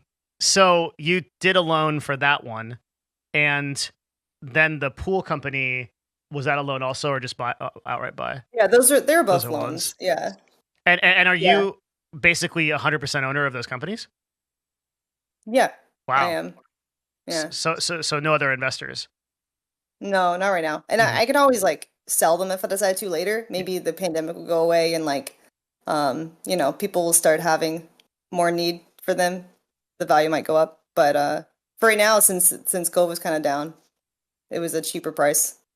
COVID brought them down. And so those are basically turnkey businesses. Do those executives do any kind of reporting to you? Yeah, and I incentivize them too. Like the employees, they're just like my own assistants. That's so cool. Yeah. Yeah. Um. Are was the what? So what was the like? What was the investment like? If your strategy with owning the gas stations was cash flow, what was the strategy with the enterprises?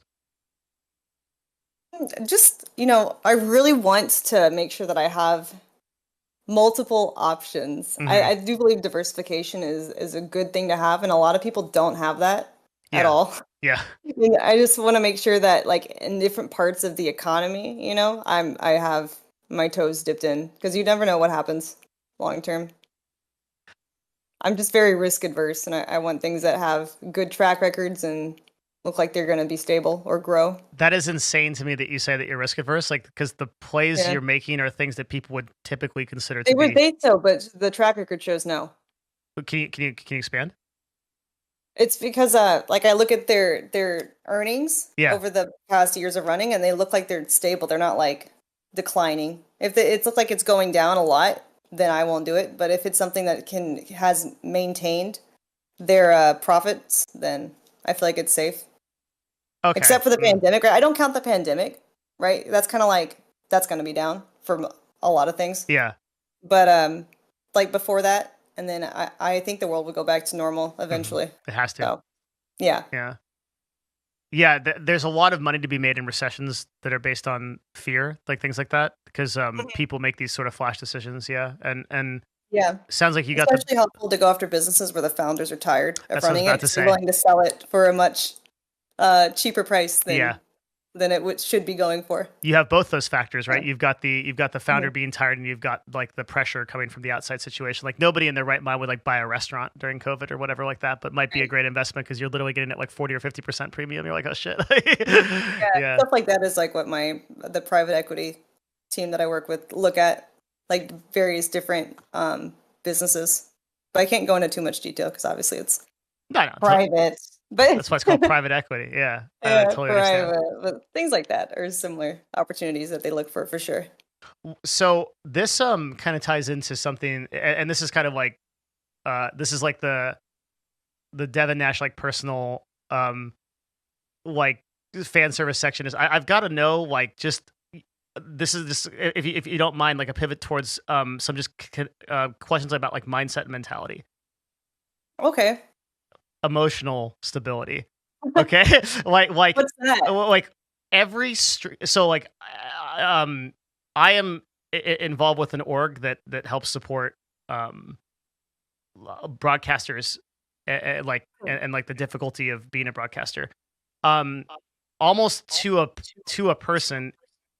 Broadcasters are like offline are like either like massive alcoholics or like extremely fucked over. I'm like the mental that it takes to do what you do at this Mm. level is insane, but that's just for the people that don't have the hate. How in God's green earth are you able to do this? Do you have like are you like Jack Dorsey and like go on like 3-day fasts and meditation seminars, or like what the fuck? Like how are you doing this? How do Um, you do this? I think I don't know. I think in general, my mental stability as far as like being resistant to hate and stuff has always been pretty high from a young age. Hmm. Because I used to be hated on in school too. Because I grew up in the period where it wasn't cool to be a nerd at all, regardless of your gender, but especially if you're a girl, that's Hmm. like very ostracized. It's like, you like boy stuff? Like Pokemon was considered a boy thing. Power Rangers was a boy thing. Digimon was a boy thing. Like things that my brothers liked. I'm the youngest. I'm the only girl, so Hmm. I gravitated towards like the tomboy stuff. So I was always picked on and ostracized and bullied and throughout my entire life, basically. And you just kind of learn to deal with it. So when I started doing the internet work and getting a lot of hate, it wasn't that much different. So I think I've always been just had a thicker skin from the beginning. And then of course when you the money flow coming in, you're like, it's worth dealing with. It's like I used to deal with hate for free, you know, I get paid to deal with it. So Why? What do you think causes you to never identify with that? Because like you're unique in the sense that like I know people with thick skin, and Mhm. there's only probably two people who I think truly don't take it home that I've ever met. One is you, and one is Destiny. I think Mm. those are the two that like really legitimately at the end of the day shut off the stream and they're like, "Yep, bunch of idiots. Those people. Whoop, got money. Like here we go." And like everybody else, like for me, like I think I have thick skin, but like someone can say something in chat, I'm like, ooh, like and, you know, it'll get to me. How like that sort of like divorce from like complete divorce from it. Like that's what I'm curious about. What like nothing gets to you. Mm. I don't think there's a single thing somebody can say. Yeah. Well, it's because I've kind of trained myself to look at all of the hate as actually compliments or advertisement. Because if people are complaining about me somewhere, they're adding me, they're making my trend go higher. More people are Super true. finding what they're saying and who aren't hateful, and they're just check me out, and they're like, "Oh, she kind of chill, she's kind of hot. I'm gonna give her money." So I'll watch her videos or I'll watch her stream. Like it's actually good advertisement. And then when they say stuff in my chat, like not only does it add to my view count, Hmm. but I also kind of view it as like I'm getting under their skin. They're trying to get under mine, but I find enjoyment in the fact that I'm triggering them. You're living And it's rent actually free. kind of compliments because if they tell me I'm ugly, it's like, so what you're saying is I didn't get here because of my looks. I And if they love it. call me a whore, I'm like, so you're saying I'm so attractive that I must be able to fuck whoever I want. And if they're like, you're stupid, I'm like, so what you're saying is I work really hard or I'm super hot or both. You know? So I kind of just like turn everything into compliments, and the fact that I'm triggering them makes me laugh. You're living rent free in their head or literally charging them rent Hmm. to be there even. Hmm. Yeah. Hmm. So you've sort of ascended. I think when we last talked about like this idea of hate, one of the things I brought up to you was Logan Paul and like his lessons on that, like how he evolved to realize that not only does hate always like boost you, but actually algorithmically as well. All of the platforms love that controversy. Like Hmm. I love when I get a video with 60% dislikes because if I do that, YouTube's like, this is something people want to talk about. Yeah. Yeah, Yeah, it right. really doesn't matter. That's what's No, great. People think yeah, they're hurting you by like disliking, and it's like, thanks. yeah. But the Engagement. I'd rather have you dislike than not press a button at all. 100%, the only way you kill a content creator is to ignore them. But those people, by Hmm. by their nature, they can't ignore you. I You're know. yeah, You're too mad. yes, they're so mad. That's cool. So you've really taken ownership of that. Like, Mhm. yeah. Yeah, outrage Mhm. culture has its advantages for sure. What do you think is stopping a lot of content creators who are like so like mentally burdened by this from coming to that same conclusion? I think perspective. You know, a lot of them don't reframe things the way I do or see that it helps them um, in their trend. Yeah, I think it's just honestly perspective. It could be too, maybe they, depending on how they're raised, maybe they have more insecurities. But for me, the way I grew up, I just thickened my skin, so it could be a Mhm. product of their environment too.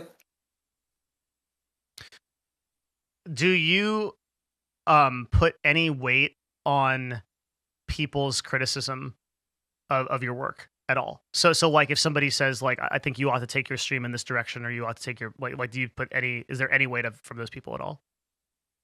I mean, I like constructive criticism Mhm. if it's like from people who actually know what they're talking about, but if it's just random people online who want to see something, I don't really care. as Yeah. much. If they're just like, you should show your nipples to me, I'm like, well, that's not very constructive. Like, does it I'm just like, uh, does it inform your decisions, like the like how people? Sorry. I guess a broader question is like how does people's actions inform your decisions on your business? Well, for like the OF side for sure, like if a lot of people are suggesting the same concepts, then I'll take into consideration that because that's something that my audience wants to see that I'm willing to listen to. Hmm. Haters never really have an impact at all what I do. And then other streamers or like influencers, if I see something working for them, I'll consider doing it too, or like a yoink and twist, the classic. Yeah. Yeah, I don't know. I don't know if that answers your question or not. No, it does. And do you have these like plans? Sorry, do you have these like periods of time where you plan? So like, do you take time out of your week or your day to like make content strategy where you just sit down and all you do is like go to the lab and say, this is what I think will work. And like, I'm gonna We do do this. that a bit on photo shoot days with my team and I, because Hmm. I take those 2 days out of like the week or so, and we will plan out things like that. It's a lot harder for stream, but we are just starting to do that with like the big production show that Yeah. I'm planning with like all these top streamers and huge production quality. So it's been something I've never done before, and that has taken a lot of our time, but it's going pretty well so far. But typically in the past, we've only been planning out like the paid platform side of things. Mm. So my team is really good at that now, which is why I think even more it's a good opportunity for other creators if they want to also implement those best practices that my team has to offer to help them grow their income streams. That Yeah. it's huge. That's all we've been planning. We don't plan the stream stuff really When in you the say we past. don't plan the stream stuff, do you mean you're just doing that ad hoc, like in real time? Yeah, Yeah. I press live and I'm like, Now what? yeah, Yeah. exactly. Yeah. And Unless is it's like I travel to LA for like a collab or something, like those are obviously planned. But yeah. like my everyday thing, I just don't have enough mental bandwidth to plan things, which is kind of why like I want to do the ego retirement and grow out my passive income so that I actually have time to plan more shows like the one I'm doing right now or just other content collabs in general. And you don't plan the like some of the, so like for example like your long form tweets, which I think take like a good amount of thought. Like you don't plan those. Like I'll be writing stuff down to as notes to tweet about later in the day, but I don't like plan them out on a weekly basis. Kind of just think about them and gather my thoughts, and then once I have them, then I post it. How does your ideation work on those things? Is it just when it comes up, or like? Yeah, Mm. I'll be like seeing if it's like an online analysis, I'll be seeing things that's like a trend lately, and then I'll like gather my thoughts over time and be like, oh yeah, I want to talk about this today. Oh, let's see this is happening. Or like I just did this business thing. Let me like tweet about it and explain it more. So just kind of spur of the moment, usually the same day. Do you have any goals or like just numbers you want to hit, or you just do it whenever you think about it? I just do when I think about it as far as the Interesting. tweets go. Yeah, I mean, I don't really have a direction for that Twitter yet because it's so different from the one I've been running for years. It's fairly new compared to my main Amaranth one. Your Amaranth one is just pictures, right? Yeah, Hmm. it's mostly just the social media hot girl push right now. Got it. I want to do more shit posting on it. What does that That'll mean? come like meme Okay. stuff to like increase my engagement rather than just hot girl pics. Your engagement's But pretty insane on that account. yeah, that's Yeah, pretty good. I know because we've sold it. Yeah. Yeah, Hmm. Twitter's pretty crazy. Like as Yeah. a platform, it took me a while to grow it, but once it started passing like 1 million followers, then it started picking up a lot more. When you say picking up, do you mean like producing results for? Follower growth Yeah. Hmm. grew. Yeah, And faster. have you noticed a great conversion to like paid services and other things that you're putting through Twitter? It varies, but in general, yes. So It's more so when I do like I guess really interesting controversial things that people are writing about is when I notice it. Like if they're talking about a tweet I did, then I'll notice the conversion more. Um, but just the daily post is pretty good. It's average. It's like, eh.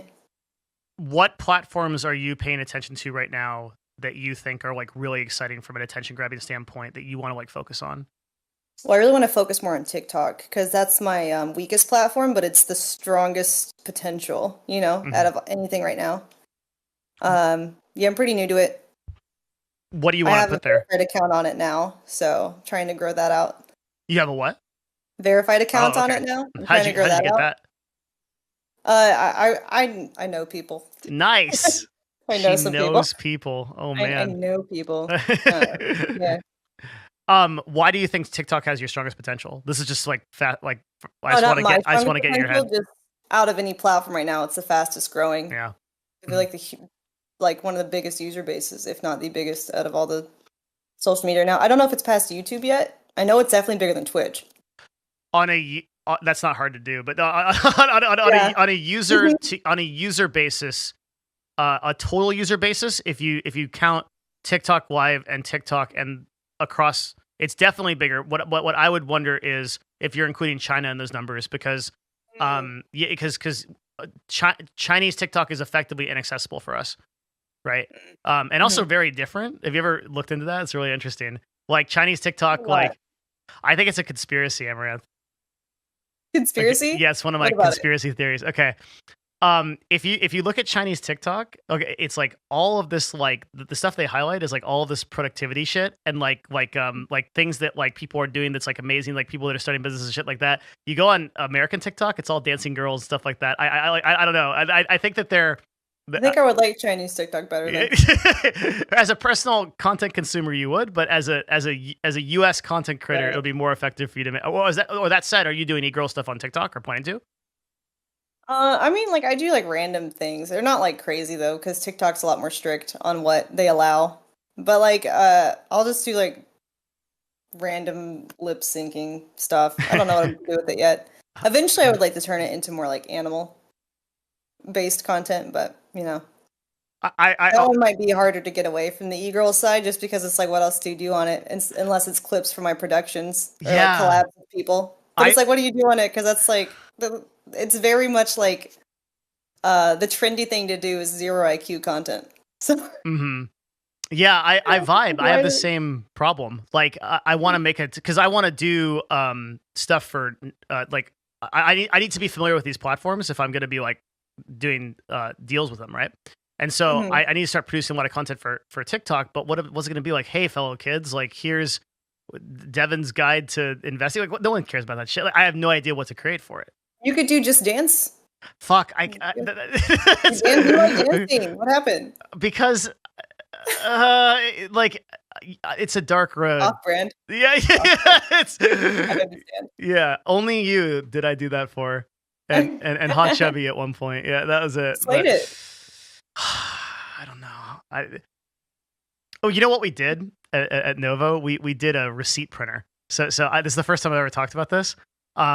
We put a printer, and how it works is we just went to a random Twitch chat. We copy and pasted a bunch of users, and then it started printing out their names, and that's how we got it going. And then every time somebody engages with the TikTok live stream in any way, it prints their name. And if you donate to it, like you give a rose, it prints your profile picture. Oh, interesting. This little thing on the first live stream it had got 2,700 viewers.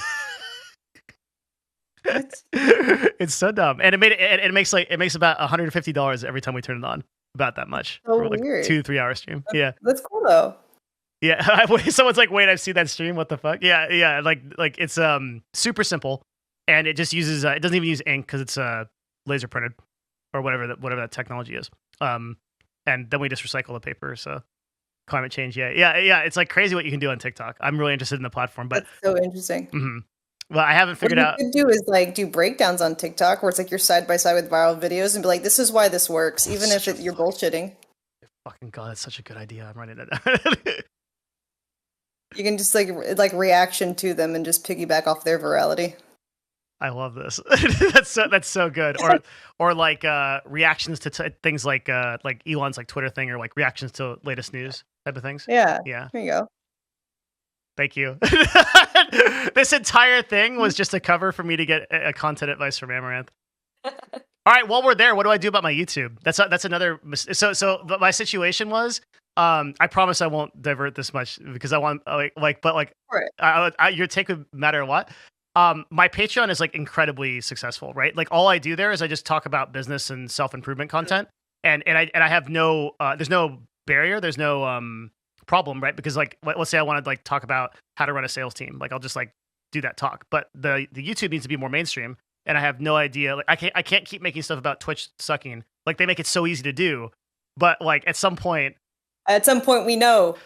yeah, or like I just like I'd get tired of talking about it. So like what do you think? I mean, you could still just do TikTok reacts, breakdowns of why things are popular. I mean, I don't know, or it doesn't have to be TikTok. It could just be like any viral video reactions, like why this one worked. I feel like people find that interesting from like a industry level, Mhm. whether they're a creator or marketer or whatever. Okay, I wrote that down. Those kinds of things are good, I think. Yeah. Because then you can like, you have all the key tags of their own video, and then you have like people love reactions to things that they're also watching. Mm-hmm. Huh. So just like why this thing became more popular and what happened. Yeah. Yeah. Yeah, that's really good. Yeah. You know a YouTube channel called Patty Galloway? Never heard of it. Okay, this is something that I think you'd like personally be interested in. I'll link it to you just so you check it out later. It is a sort of like step-by-step breakdown on how various YouTubers become unbelievably successful, and it's incredibly detailed. Like, here I'll pull it for you. Yeah, there's the link. So it's just this like incredible breakdown. So here's like, Mr. Beast Squid Game video. Beluga, like each one of these like gets like about 1 million views. Yeah, And that's kind of what I was thinking. yeah, this is like really good. It's like how Graham Stephan built his YouTube empire, and like it's super good. Yeah, so that type of stuff is really appealing for sure. Yeah. Mm-hmm. Devin, write that down. Yeah, no, it's good. Right. It's good. Yeah. Are you thinking about that kind of thing with your content pivot? Like, do you think that you'll have to structure? Because one of the things I worried about when I was like shifting, actually this is actually a problem I never solved, so and you're gonna have to solve it, so this will be an interesting conversation, because like once you get into doing less like e-girl stuff, you'll have to fill that time with something that's like not hot pool Jenga, and like do you think that will require more of your mental bandwidth to attend to, and then how do you address that? For sure. I have to optimize for like being the entertaining part of Amouranth, and I know she's in there because people think I'm funny on collabs. Yeah.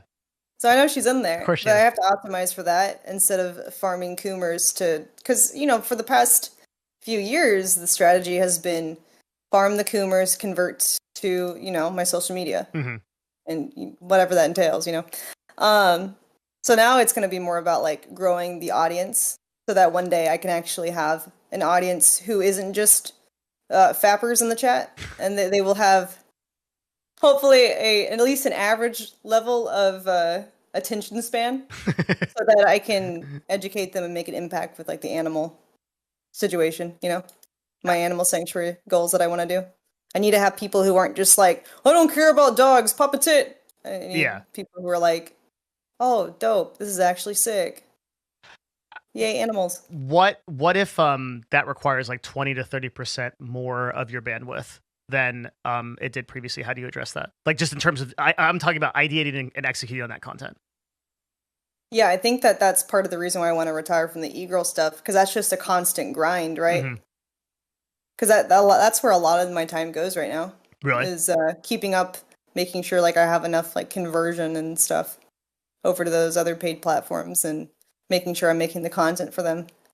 Do you? I feel like it's really hard to increase the quality and entertainment value of my stream to appeal to more of a mainstream audience while I'm so focused on things that definitely don't appeal to that at all. It's like really hard to like switch it, right? It's like, now I'm entertaining funny Caitlin, and like now I'm like on these other platforms doing all kinds of questionable things. Yeah, it's really hard to go back and forth because they just require different sides of you and different outputs of time. I came to the same conclusion because like my stream was doing really well, and like it was hitting like I mean, really well is relative, right? I guess like it was hitting like 2 to 3K concurrents, but I was covering events and things that were happening, and there's only so much you can do. Like, and then you have to prep those shows, and something has to be going on. And so eventually, I was like, man, like I have to switch to something more evergreen that I can talk about all the time. It's like business. Like, there's no limit to how much you can learn about like running a business or like executing proper lifestyle, like things like that. So switching to that opened that up, but I never solved the live streaming problem. Like, do you intend to reduce your hours to some extent? I'm not sure yet if that'll go into effect immediately, right? Mm-hmm. But long term, yeah, I would have to if I want to focus on more planned content, right? Mm-hmm. With big productions and traveling to collabs, something would have to be cut down. I can't be live while I'm also traveling all the time, you know? Yeah. Huh.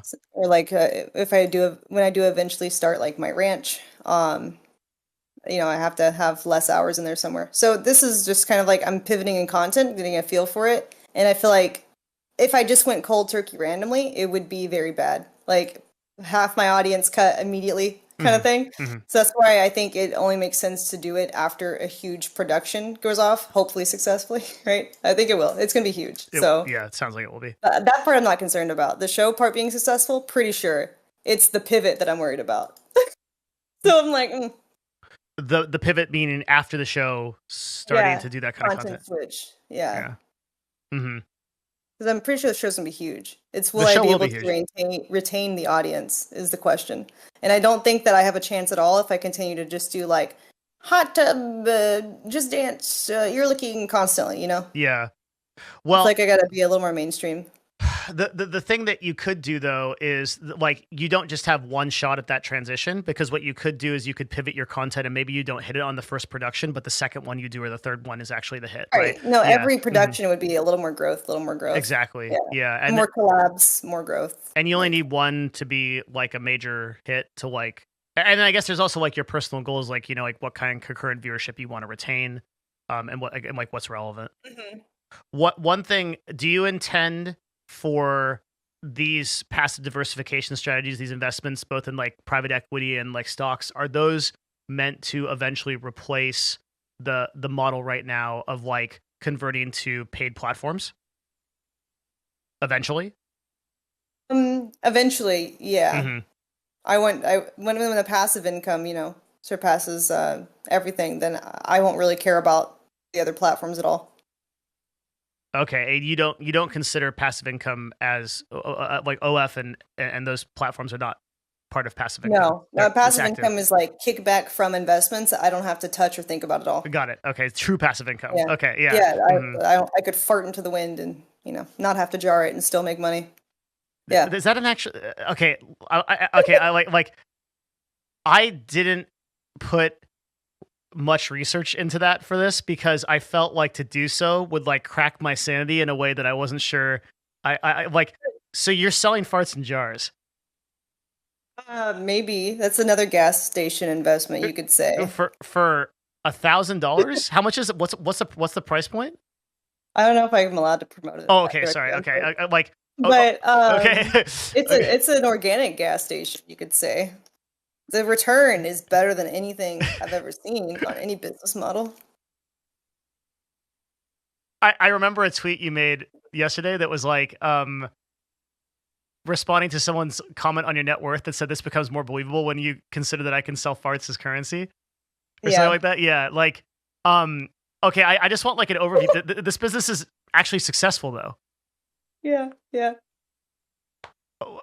Like you have ongoing customers. You have consistent sales. Yeah, what's great is it's also you get paid for advertisement too because YouTubers will buy it and make videos.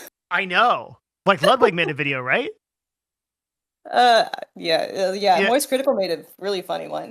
Did you see that one? It was good. No, I didn't. He wore like a whole biohazard suit and everything. It was great.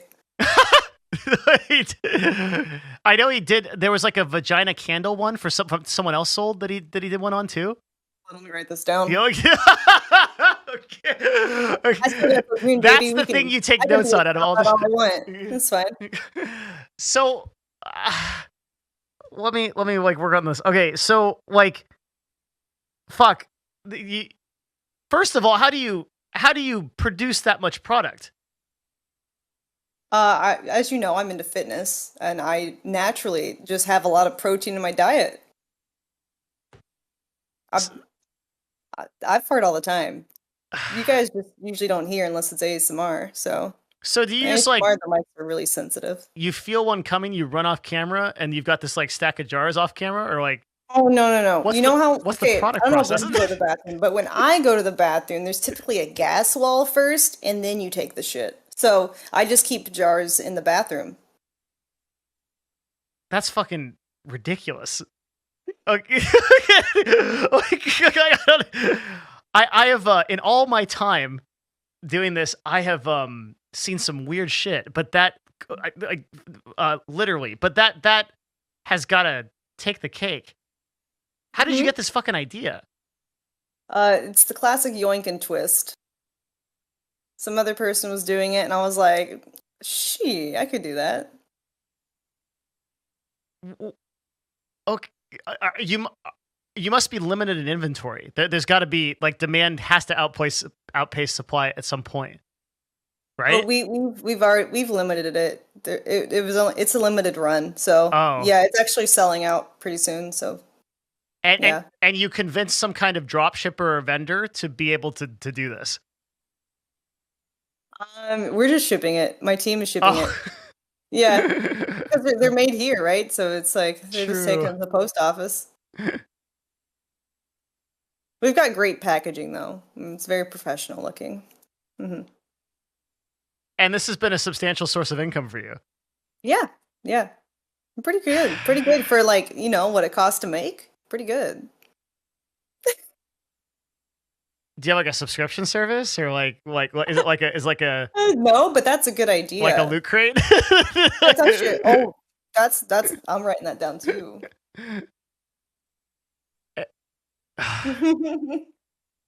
Fart loot Yeah. crates. Fart crates. I'm fucking done. Like, I just like this is like one of those things that like um like okay, here you are, like you're looking for new business ideas, you're scrolling through the Twitter, you see the at Wild Kate, and you're like, Uh-huh. oh, this must be another stock investment. It is fucking farts in jars. And then I think I saw one ad for it that was like, Amouranth just had a burrito lunch. Make sure you get your. It was like something like that, right? Like, so the web copy that you're using is also just insane. Thank you. Yeah, Yeah, my team helps me write that.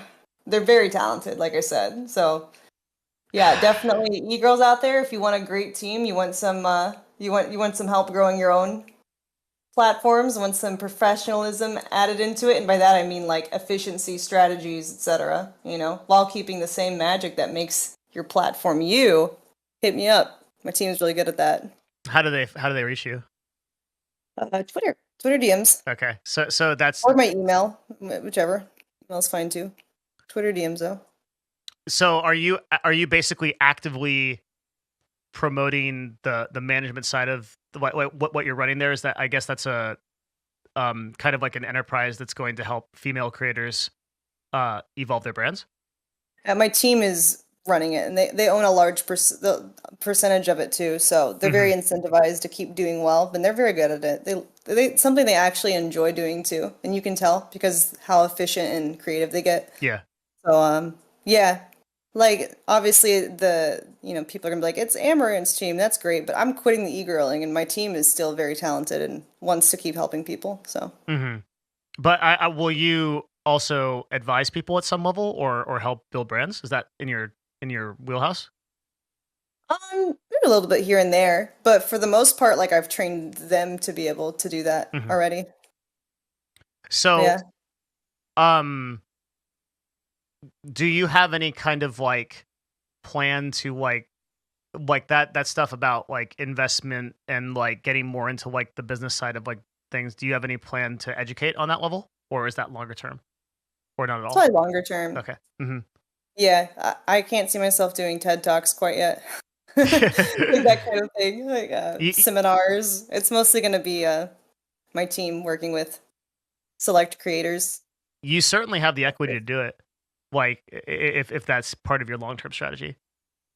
Yeah, it's something I might consider for sure. Hmm. Hmm. Yeah, no, like the ebook industry, people do a lot, but I feel like if my team is running this agency, it might kind of conflict with that. So Um, a little bit. you'd be It surprised. would Like have to be a more watered down version.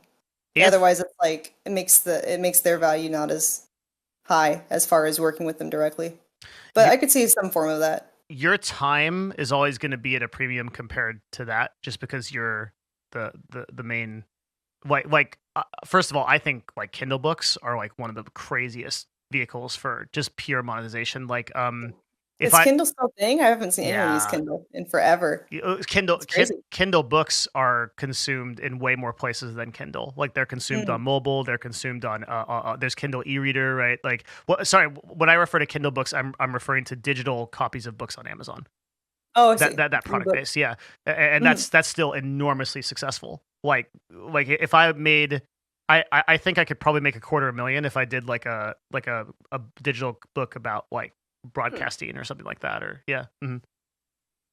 And that's my relative following, right? Like you could do way more. Yeah, that's something to consider for sure. hmm Yeah, and if anything, it would be a call to action to like an agency type thing, where it's like, hey, if you want to learn more, go here. That's true. Yeah, hmm Could be like a promo. yeah, for sure. Um, okay, more questions about this is like stuff I want to know, like rituals. Do you eat? So this is gonna sound really stupid to a lot of people, but like most highly successful or driven people have like very specific routines or certain things you can suss out. Do you eat a certain way? Do you sleep on certain? Do you schedule a certain way? What are the rituals that allow you to work at this level? Um, what allows me to keep going nonstop is I don't stop to cook. I have all my food ordered already. So That's a that big one. helps too. And I make healthy choices so that I'm not like worried about my diet at all. Like I'll just order like poke, very fresh protein, veggies. Um, and I'll just change it up daily. I'll go between like the poke, I'll go between roast beef with veggies. Just very like hearty, healthy meals. Really never eating junk food. Even when I snack, it's just protein bars. hmm So yeah, my diet's pretty standard fitness diet. Do you have any problems with energy or with like managing your tiredness or anything like that? Like with these kind of hours? Yeah, I'm a caffeine addict pretty much. hmm So caffeine, I do take Vyvanse for my ADD, but it doesn't like get me hyped, you know? I'm never really feeling super energized from it, so I still take caffeine even with that, which probably isn't healthy, but it is what it is. What's your sleep like? It varies. Sometimes I get like on a good day, I'll get like 6 hours. 7 hours is pretty rare, hmm but the average is probably like 5 hours. No cognitive decline? Oh, I'm sure there is, but I've been doing it so long that I don't even know how smart I could be if I had Eight full hours. hours of sleep. I'm sure that I'm like at least 30% less intelligent on average because I've had a terrible sleep schedule for however many years, but yeah, maybe it'll change. Maybe it'll change at some point when all my mainstream content starts taking off, hopefully. Do you think that's been Eh, worth the trade? I think so. hmm Yeah. Especially because now social media is so saturated, right? I can't imagine starting now if you didn't have like connections, weren't able to collab, like just cold turkey starting from nowhere. It would suck. It'd be rough. Yeah. It would, yeah. It's still possible. I mean, people do it, but you've got to have a really unique niche. Um, Hmm. it, Like the VTuber is kind of like a newer space where it's easier to get into on Twitch at least. I don't know how the YouTube side is, but YouTube's even easier. no. Yeah. Yeah, it's hmm like such a new thing. But like just a gamer, so hard. I think if you're trying to build a Twitch stream and your exclusive content is gaming, you have no shot without third party media. But I believe that 2 years ago. Like that's not new, right? Like discovery on Twitch is just so abhorrently bad that that it's just almost impossible to build that kind of thing on there. Yeah, you have to do something else like YouTube videos or TikTok or something that has some kind of latent discovery. Yeah, and I think the thing that's really cool about YouTube side is you don't have to stream constantly like we do. I feel like Yeah. a lot of the big time streamers, we just probably on average are less cognitive aware because we are grinding constantly and Hmm. it's like constantly scrolling chat. So I feel like it does numb your IQ a bit after a while. Like just even if it's just a little bit. Like I think that's probably why I find it hard to speak about certain things live, like form the words correctly. Because when I write it, it's so much easier to like rewrite things, go back and look, fix corrections, rephrase things. But live, I'm just like bleh, word vomit sometimes. And that would probably be better if I had more sleep. Just like a personal comment, just having interacted with you for so long and like talking back and forth, like the way that you speak now versus like 3 or 4 years ago is night and day. Like you're a different animal. Is it What? better now or Yes, worse? yeah, Oh, vastly okay. better. Yeah, yeah. So it's like substantially worse. No, yeah, like vastly better in the sense that like um I just it was something I noticed very early into this talk even that like the way you speak is like really well thought out and structured. Whereas I think you struggled more with that in the past. Yeah. Yeah, Hmm. I'm trying. I have been trying to improve at speaking. It's so d difficult for me though because I don't talk to people on a daily basis except my team, right? Hmm. I just read chat and I react. And I feel like that also makes it harder for streamers to stay mentally healthy because of the isolation, you know? Yeah, and also the vacuum mentally that it puts you in. This is something I think a lot about now that I don't stream. Is I was so surprised to like because like where I've been over the course of the past like year, ever since I stopped broadcasting consistently, is just in the agency world, right? So like now I'm like interacting more with brands, I'm talking more with like people that are doing work on other platforms, and I was like, holy shit, like nobody cares about Twitch, like outside of like this like really dedicated niche, like Really right, don't. yeah, like nobody actually gives a shit, and like the sort of way that Twitch is set up to like because like if you look at like Twitch as a platform, it has every incentive to make a user more dedicated to a particular streamer because then they subscribe, they spend longer on the website, they donate, right? Versus like other platforms which are based on algorithmic discovery don't need to leverage that. So these hyper focused relationships develop on Twitch where you get these people that like the average Twitch user watches Twitch for 109 minutes a day. That's fucking insane. Yeah. That's such a crazy amount of time. And like what's happening there is you get these super dedicated users, but by virtue of that, it's actually a small niche that can actually maintain that kind of focus and even cares to. Hmm. Yeah. And so Yeah. I was really surprised like to leave that world and be like, holy shit, like there's just an enormous amount of narcissism on tier zero influence. Not saying you actually, I think, inoculate yourself from this more than others, but there's like where sort of I think these like kind of a lot of these tier zero, by which I refer to like, 10K concurrent and up, Twitch streamers, they think of themselves as like the fucking cat's pajamas, but like outside of this like relatively small circle, like they're not, Hmm. right? Yeah, it's weird. Yeah. Yeah, people always like on Twitch chat, they're like, what is it like to be famous? I'm like, guys, it's really not famous to be known on Twitch for stuff. If you go outside Hmm. and people are like, oh, what are you doing? And you're live streaming. You're like, I'm streaming. They're like, oh, where are you streaming at? Like Twitch? Like, what's that? I'm like, Yeah, exactly. They don't that know what Twitch is, chat. versus like really famous YouTubers have like celebrity level problems where like you go to a restaurant and you're accosted like every single time, like just because of the broad appeal to those things.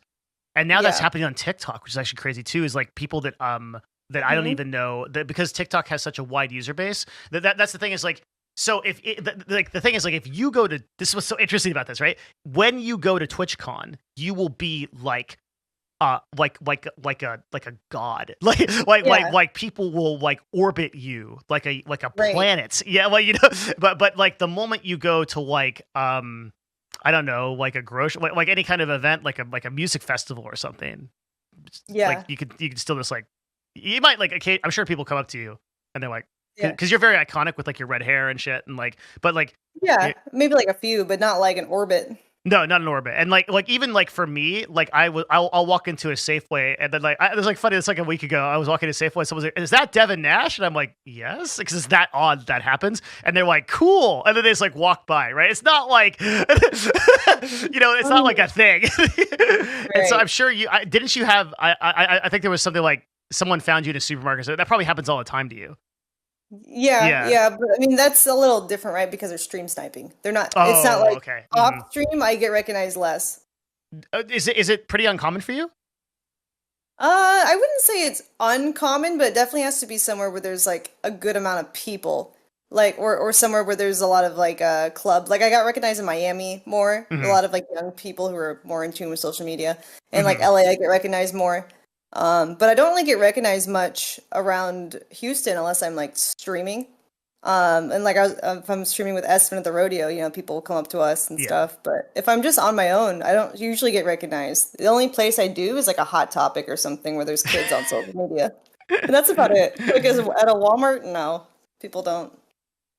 Yeah, that's really surreal because like I mean you're literally like the top female creator. So like people like so if anyone's gonna recognize and like I think there's an interesting chasm where like you look at someone like Ninja or even like Pokimane, right? Yeah, And for those are whatever more reason they've pseudo celebrities. yeah they They but get they've that done status. what's that? Sorry. They're more like pseudo celebrity Yeah. status where they're not like in movies per se, like like actors, but people still know about them. They're still more close to like a household name than like an Amaranth or a Miskiff even. They've done media that's allowed them to breach that chasm somehow. Hmm. Like Ninja was Yeah. I think the first like real broadcaster to make that happen I guess and now they were in Free Guy, so technically yeah. they have done a movie at least. Well, they're That's getting true. there. That's true. Yeah. Like Yeah. Pokemon's been in some kind of like some like shows and things like that. But you've had that kind of stuff too because you had a couple of high profile interviews Yeah, I at had Vice, Vice. Anthony Yeah. Padilla, but those are still mainly just YouTube channels. They're I not see. like, yeah, they're not movies or TV quality. Have you ever thought of like apparently there's a way to do this where you can this is something I'm thinking about a lot like just for like just from a marketing standpoint.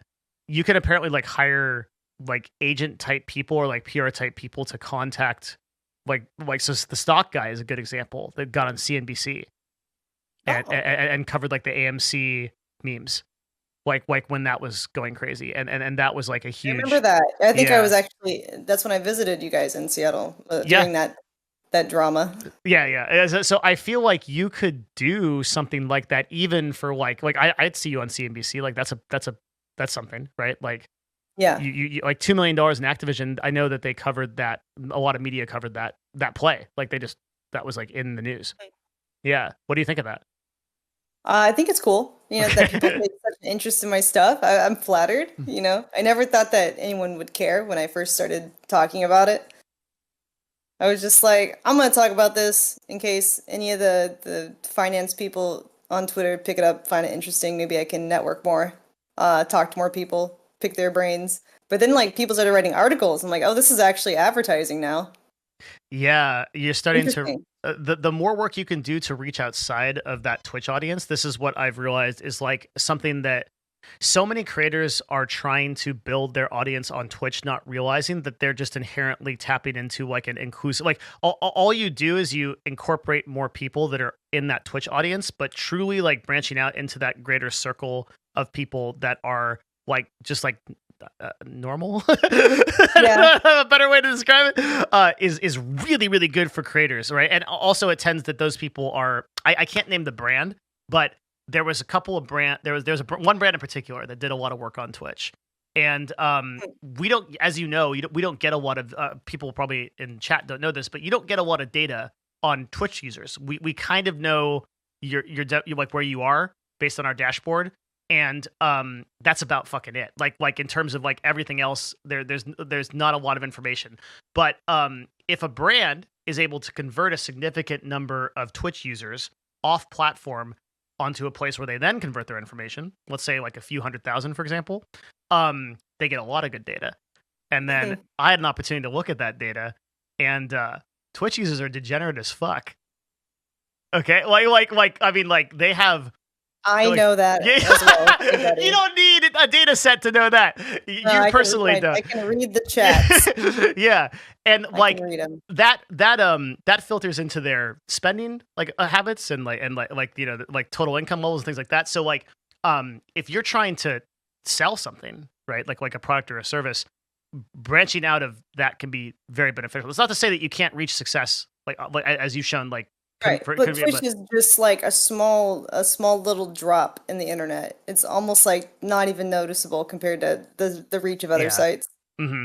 the and user base of them. people are asking how. So like when I say degenerate users, yeah, that's not a very objective. So I trend lazy, trend high amounts of internet usage on websites like Twitch and Reddit, trend jobless, trend low income, trend mom's basement. That's the kind of thing I'm referring to. Now, there's going to be people that are like, I'm a PhD or 250. I understand, okay? Like there are people out. I understand that everyone in Amaranth's chat deadlifts 500 pounds, is a fucking 6'5" Chad, and is working on their third PhD.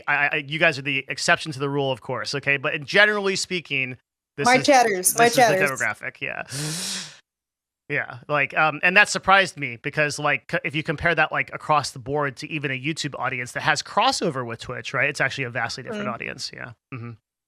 Yeah, it definitely is. Very interesting to see, for sure. Yeah, it's so small. And have been getting, like, a lot of pushback about my pivot. Not that people are mad about it, but they're like, she can't just escape what she's done. She's never going to be mainstream, never going to get sponsors. And I'm just like, you know how many actors did porn before they were actors and no one cares? Yeah. Like, yeah, so many.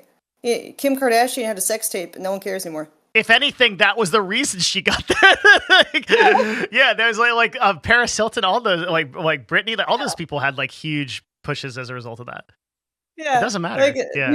People don't care after a while. Like, yeah, you're never gonna erase it. Yeah, if you search them, if you Google them, it'll still come up probably. Mm-hmm. But like after a while, like the normal mainstream audiences who are sane, functional humans don't care because they're judging you based on what you're doing now. That's what people do if they're adjusted. Yeah, it turns out that like 5 to 10 years ago is a long time, and like people actually take that into account when like working with a person, even if it isn't. Like I think that one of the benefits of OnlyFans is that it has made that kind of work so much more acceptable and streamlined. Oh yeah, it's a lot more mainstream than it was, and the pandemic really helped that too because a lot of people were out of a job. Yeah. Mm-hmm. So. And there was one particular article that comes to mind that was like an EMT that was doing OnlyFans that she was making extra income as an EMT working on OnlyFans because and just like that was just like the vertical she had to do to be able to like pay the bills, right? She was in I think a really high cost of living state, and so she was just like doing that, and people started to slowly see that it's like, oh, like this is like a totally legitimate form of work that people can do that that like benefits their side income, right? And it's a lot more work than people think it is, for sure. Like, it is a full-time job for a team of people, you know? Can you talk about that a little bit more? That's really interesting. Yeah, I think hour-wise, my team probably works like at least like 60 hours a week, each of them. Shit. Like, it's actually like a full-time job, yeah. There's the days where they also work 12 hours, you know? And I'm not like making them work there. They're like incentivized to do the work, you know? Yeah. So, yeah, it's so incredibly full of a lot of effort that people don't realize. What kinds of things are taking that kind of time in terms of workflow? Well, there's a lot of different aspects, right? You have to plan out your content schedule. You have to figure out every month we have a calendar, you know, and we know which days that certain sets are dropping on, and that's been experimented, very structured. So that's part of what my team can do for other creators too, and we have to film the content for it. We always film in advance as well. So since we do, 2 photo shoot days back to back, we're working constantly on that. I have one of my team who's at the computer editing the content that's going to be sent out that day. And then as we're finishing the photo shoot stuff, they just start editing it. In real time. Real time, the videos, getting it ready for the next thing. Mm-hmm. They also help send out the content to the people on the platform, like my fans on there. So like if they buy a video, they help send it out, and they'll update them too. It's like if it's not me talking, because I like to talk to them personally, but if it's them, they'll be like, this is the assistant, here's your video, by the way. Wait, so you're sending videos to people directly? Sorry, I don't know. I actually don't know your OF That's one of the options, yeah. Okay. Mm-hmm. For the way the OF works is you can there's like a wall feature, you can unlock it there, or you can tip there and you can be sent the video, or like your DMs will have like a pay-per-view and they unlock it directly. It's interesting. One of the insane things about OF, right, is that you can make money off of individual posts as well as a monthly subscription, right? So like you can actually monetize a post with a video in it, and then there's a subscription as well. Am I right on that? Yeah, there's a subscription, and then there's PPVs. That's pay-per-view content, whether it's photos or videos. Okay. But if you are if you're subscribed, then you get like the default daily posts. But Mhm. then there's extra stuff, for And, PPV locked content. But you still have to be a subscriber to get that on the subscriber based pages. On a free page, it's different. Every post is free except the ones that are pay locked. There's two different models basically. here's just like a just a personal It's a lot of curiosity. business stuff. It's a whole strategy. And like my team members, they're doing six figures. Um, it's crazy. That's what their yearly salary is right now. Oh, So I'm it's a team of sure. 5 and growing. Yeah. Because they're based on the percentage of my income, right? So as I grow, their income grows. So, here's like just like a tactical question. Okay, so like you've got how many outfits do you own? Oh, I Like, don't know, too many. That's actually another endeavor that I have coming up related to that. I don't want to talk about it yet yeah. because I don't want people to steal my idea, but I'll just type it to you and you'll probably like it. Okay.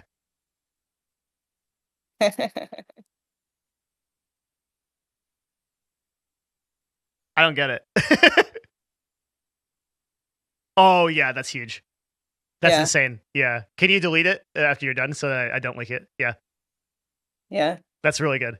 Mhm. yeah, it Mhm. is. It is. Yeah, that's really good. Like, damn, okay. Yeah, yeah, it's because, you keep buying outfits. Yeah. Yeah, that's super good. But it's really cool though to see like my team grow, both like the number of staff I have and then also them financially from doing such good work with all the e-girl management stuff. And then now they talk about buying cars. It's cool to see them say they just moved into like a new house. They're That's so eating out. It's really it's cool. it's empowering to like Yeah, be able to enable somebody's lifestyle like that. for sure. Like it's Yeah. actual careers I feel that that same way. are being created. Yeah, Yeah. well, it's one of my favorite things to do is like actually like hire somebody full time because like to be able to enable that because we have pretty aggressive commission structures within Novo for our salespeople as well. So like if they pull in a good deal, like they get buku like they get a buku percentage of that deal, and that's one of the things that like I really excites me is that like people can make their money that way. So I totally vibe with you there. Yeah. So Hmm. I'm hoping that I get a lot of interested girls looking to expand their own platforms Hmm. so that my team can help them out because they're really good at what they do. And it's cool that OnlyFans is giving back money now to the girls over the like the sex work stuff because it used to be businessmen running the content space and getting the money, Yeah. but it's cool that OF has given the power back to women. It's really How cool. so? But they can have their own pages now where they get all the profits. Because in like traditional industry like porn or like how Playboy used to be run, it would be the company making the money and the models would hardly get anything. Oh, I didn't know that. That's Yeah. hmm so because they own the business effectively, it's putting that power back to the female creators. Yeah. Yeah, that Yeah, is good. uh they get compensated for their work like directly. The more they put in, the more they can gain. Um, in terms of like you're posting content on these platforms every single day. Um, this is just a question from a person that like because I make content as well, so I and I have to ideate is there enough like sexy content to just do indefinitely? Is that a thing? Yeah, if you wanted to, yeah. But Think about how many, it's like there's new people all the time but it seems like getting it's older. a pretty consistent product.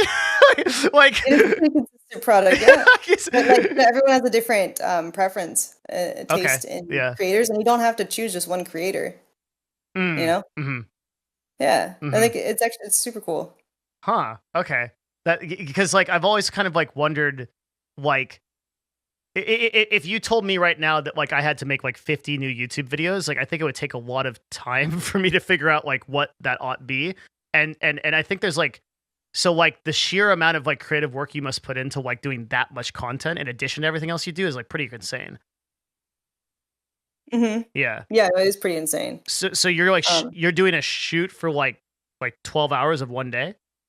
yeah, And yeah. and that might produce like what would you say how many finished videos and images just on It's average? usually about like 5 videos, at least, and so it's like 5 paid platform videos typically, and I also do like 2 to 3 YouTube videos, and then I'll film Jesus. like a week's worth of TikToks and like a week's worth of pictures for Instagram and Twitter.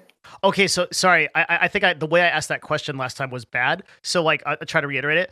How are you ideating all that shit? Like how could you possibly have that many ideas for that much content across that many platforms Oh, in 12 hours? That's insane. Yeah.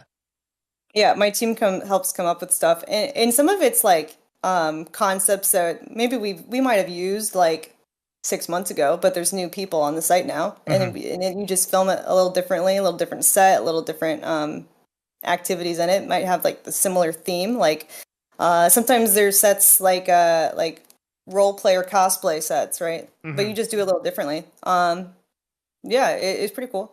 But we also just try to change it up, make sure there's variety within the month too, so you're not having like the same concept in the same month or even 2 month span.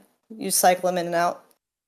And And they have to get inspiration sometimes from other platforms like the orange YouTube and yeah. Is they there do research. They do the research and orgy too? they're good at it. They do good work. But yeah, it's really crazy because if you think about it, like the top girls in like porn or Playboy back in the day, they used to get like maybe a couple $100s per shoot, and now you can make like $300,000 for a set potentially. You made didn't you post a thing about how much you made off of a single video one time?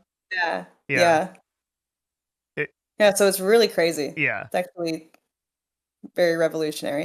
It's awesome. That's so cool. And Yeah. yeah, that I guess like tactically, I wonder if that looks like literally sitting down with like a notepad and just writing ideas out. Like, I'm just really interested in like the like the oil that lubes this machine, which I guess is appropriate analogy. Like you know like what goes into like how you physically do that. What like are these brainstorming sessions? Are these like Yeah, because no, a lot of it's creators want to know this, like they want to know like how this actually works. yeah, so like the biggest advantage, of course, is my org. So I have 6 fully engaged creative brains Mm, constantly thinking about it because they're incentivized to do so on a percentage basis. mhm. Um, there's no centralized like one person who's in charge of all the creative ideas. It's just a collaborative effort. And I've fully, I guess you could say I've cloned my way of thinking so Yeah, that they now are oriented to think the same way that I was when I was doing it on my own. And then from there, we've only improved our strategies and ideas. So it's really cool. Yeah. that's amazing. And they have my perspective too, because I've trained them too, but also their own perspective. So it's actually even better than mine was. Did you develop any kind of like SOPs like Google Docs or things like that that you can send to somebody when they onboard like or like is there any kind of like structure to this or is it like you sitting Yeah, down? they make those on a case by case basis because Okay. every creator is different. Hmm.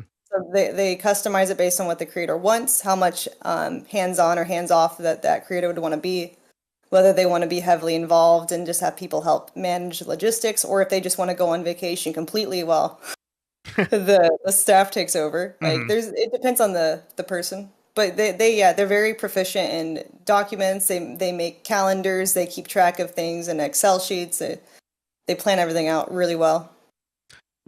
Would you say that the paid platforms are like would you attribute that the most like to the success that you have gotten to or do you think that it's Twitch or like what do you think were like was the biggest impact for your time looking back over the course of like the last few years? The biggest impact for time over the last few years is definitely when I decided to grow into having assistants and build the team. So it was actually building out a team. Yeah, Yeah, yeah, okay. that Hmm. helped me grow more than anything. Because Hmm. if I hadn't have done that, I couldn't have streamed the hot tub meta for 16 hours a day, as consistently. And that was like a good marketing funnel, sure, but I had to have a team on the back end to be able to reduce churn and make sure there's constant content being uploaded and provided and a good experience for the users. Otherwise, it's like I'm so busy that I would have gotten a lot of new discovery, but then I couldn't keep them if there's no content, you know? For sure. So put another way, would you say that like hiring out was the most successful thing you did? Like or sorry, Oh, was the yeah, most impactful? definitely. Really? Yeah, Yeah. Okay. yeah, for Wow. sure.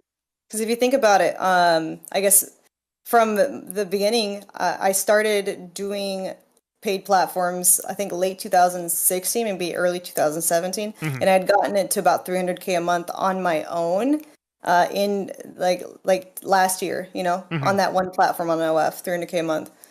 And within a year, I 5 times it. So I would say, yeah, that's probably the biggest change for the shortest amount of time. Have you noticed any kind of drop off? Like, do you think that that same platform could go to 3 million if you kept focusing on it instead of pivoting? Like, or do you think that there's like a upper limit? Oh, I think sky's the limit because it's just getting bigger and bigger as a platform is getting more and more mainstream. And it depends on the creator also what you want to do, but I think that it really helps to have super good platforms of discovery. You Hmm. have to have like a marketing funnel somewhere, but they're also good at helping grow platforms too, because I've taught them the ways of Twitter and Instagram and how to manage those things. So yeah, they can help grow social media platforms too, like really, really useful stuff. And they're doing like video editing for YouTube as well. Some of my channels. Yeah. They'll organize sponsors too Wow. for like YouTube videos. If it's like I think one time there was Adam and Eve, that kind of thing. Yeah. And I know there's a lot of issues where girls who do e-girl stuff have problems finding sponsors for stuff because they're not brand friendly. Hmm. But that's where they shine because I've been doing that for so long. They found sponsors that don't care. Hmm. So they have those connections already built up. It's really nice. Yeah, that's awesome. So there's already a Yeah. black book that they can go to. Yeah. Yeah. Hmm. And those brands are looking for more creators. Hmm. That's awesome. Yeah.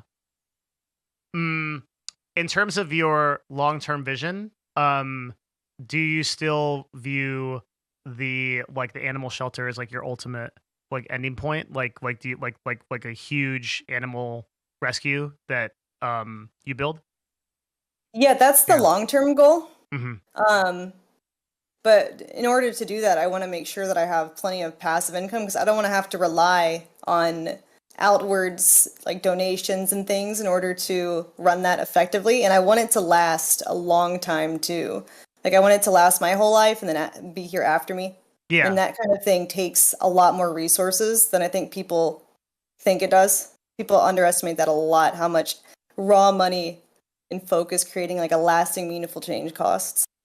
Like, because anyone can start like an endeavor if they have my kind of money right away. But if you want it to last, you have to make sure the infrastructure is there. You have to know what you're doing, have the staff, the team willing to do it.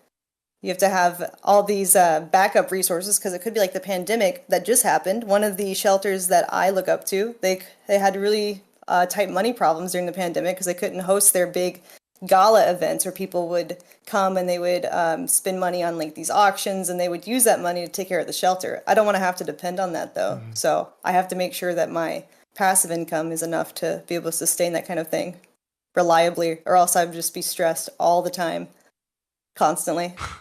How are you thinking about like building that long-term system to for that to survive at that level for so long? Why like is the solution literally because like even like stuff like private equity investments will fizzle out over time, like companies change. Someone's got to be in front of like making those decisions. Like how do you think about that? Yeah, well, I'm hoping to for at least probably the next 50 years I could rely on passive income if I built that enough. Okay. But I Hmm. know after that it would get to be we would have to keep building connections into the mainstream world even off like social media stuff, like with actual sponsors of like dog related companies, with actual like celebrities who want to endorse those types of things. So I think it gives plenty of runtime as long as my passive income is taken off to allow it for the next 50 years. And that Hmm. way you can branch off of more stable real world connections. That's like enough time to do that, I think. Have you decided on what kind of scale you want for this rescue? Like the I mean like how many animals you I know Maya has like kind of like started this project more as like a grassroots Yeah, thing. here's Yeah, a little different model. She for does sure. mostly education for wildlife conservation, Hmm. and mine would be like actively rescuing dogs from kill shelters or the streets and taking care of them, giving them a place where they can thrive and They could live there forever if they don't get adopted, but obviously the goal is to get them adopted. And what kind of scale do you want to do that at? The shelter that I look up to right now is Big Dog Ranch Rescue, and they have like 500 to 600 dogs at a time. Wow, jeez. They have like a 30-acre property, and the play yards are like half an acre each of AstroTurf, and every dog has their own air-conditioned rooms that they stay in with other dogs to get along with. It's cage-free, kill-free. It's really cool. What's the cost of running that per year? You know? Around $2 million per year, which adds up, right? Yeah, that means in 5 years of running it, $10 million. Yeah. Yeah. And they're basically keeping that running via fundraising.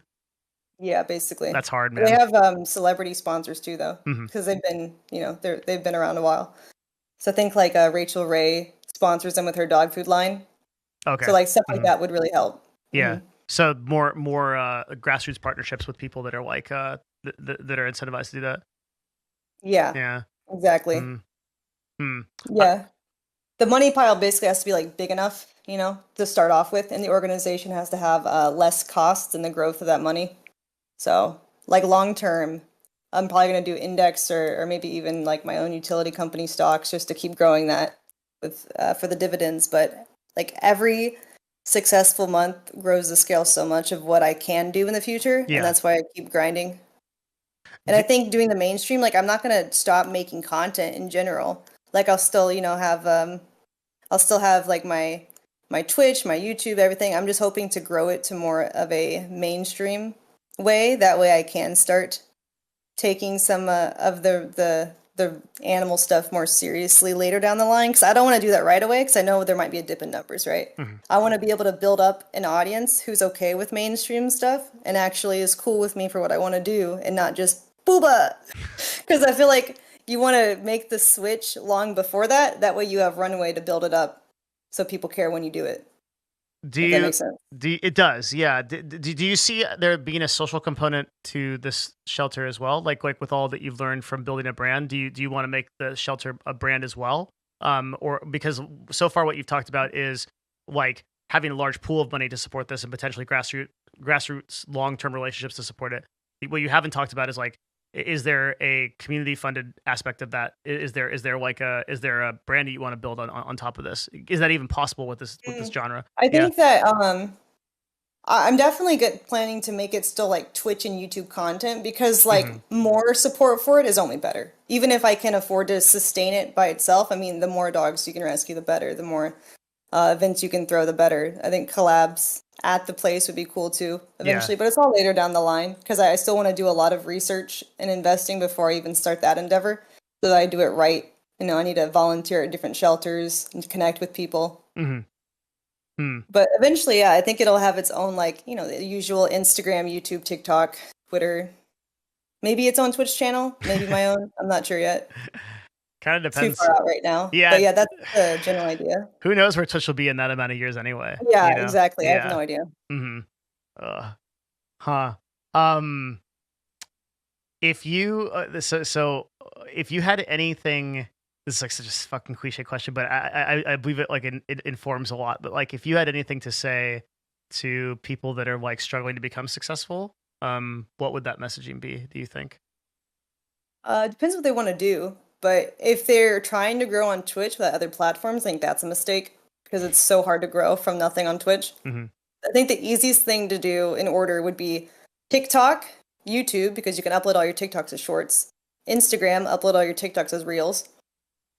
And then Twitter, shit post memes and stuff. And then Twitch after that, if you want to do Twitch at all.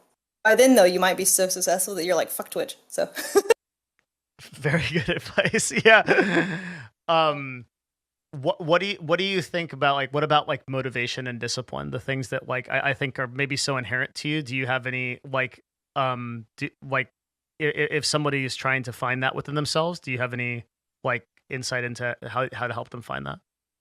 Motivation is trickier because I know I'm an exception where I actually have a tangible goal that does require a lot of money that I'm super passionate about. Not everyone has that. That in itself is an answer. General, yeah, you have to decide what are some milestones in your life, like what's on your bucket list, things that you absolutely want to do, whether it's, for your own personal pleasure or impact on the world, some change you want to make. And then decide how are you going to get there? How much money will it require to do what you want to do? And then start thinking about it like every progress you make is a step towards that goal. Because I think a lot of people go about it and they're just like, well, I'm good now. I can pay rent.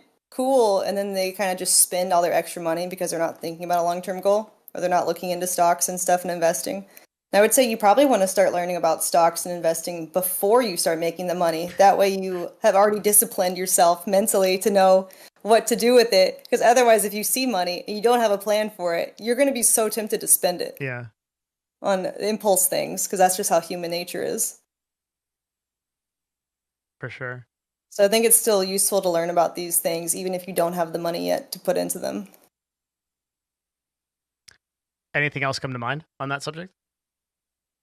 Mm, not really. I think that that's something that high schoolers can even start learning because they'd be so much far ahead. Imagine if we'd actually learned about stocks in high school instead of just supply and demand economics.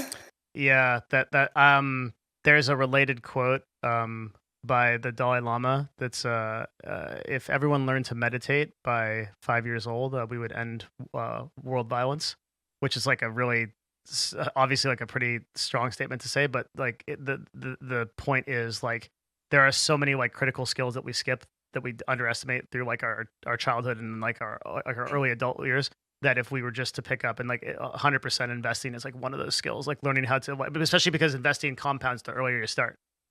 Yeah. Yeah. So the more time that you have, the more money you make. Yeah. Mm-hmm. Hmm. Yeah, for sure. And I think in general, for a lot of people, like intentions and motivations don't work, but systems tend to work better. Hmm. Like if you have a game plan for stuff, it works a lot better. Like that's what kind of what my assistants, my team helps me do, right? They help me stay going. Even when I'm demotivated, like, ugh. Seeing them motivated though helps keep everyone moving. And I think that's also very useful. That team environment can create a lot of motivation even on days where you don't want to do anything. Would you say that this animal shelter that for people that are listening, maybe that have heard this for the first time, because I don't know how much you cover this on your own content, but like what like even from the first day that I ever met Amaranth, like her goal has been to have this animal shelter. And I mean like when I say goal, I mean like fucking single-handed focus. Like this is it. I'm rescuing dogs. You have a very personal reason for doing that, as well as like practical reasons. Um, do you think that when shit gets rough, that why because it has for you a lot of times, right? You hold on to that, and so like when you say, is that like a central part of your success? Is that you have that goal that you can hold on to? Yeah, I think Yeah, so for sure. Because I noticed myself browsing more and more like of the dodo type Instagram pages. If you've seen where they have like the dog stories on there and like this yeah, dog was like this on the street and now he has a beautiful life. He's recovered, now he's all happy. It's like those kinds of things are super motivational too. And I think about it like even when I'm getting hated on a lot and people are saying awful things, whether it's like just like whore, ugly, stupid, or whatever. And it's like those kind of things don't bother me. But even when mm. they're trying to swat me and send death threats and shit, which should be a little more rattling, I just think about like every day I keep doing this, not even every day, every hour is at my current earnings is like 50 more dogs I could be rescuing, you know? So I think that kind of keeps me going. Like the equivalent of how much that this opportunity is as far as the payoff goes and the things that I can do with that money in the future are super motivating.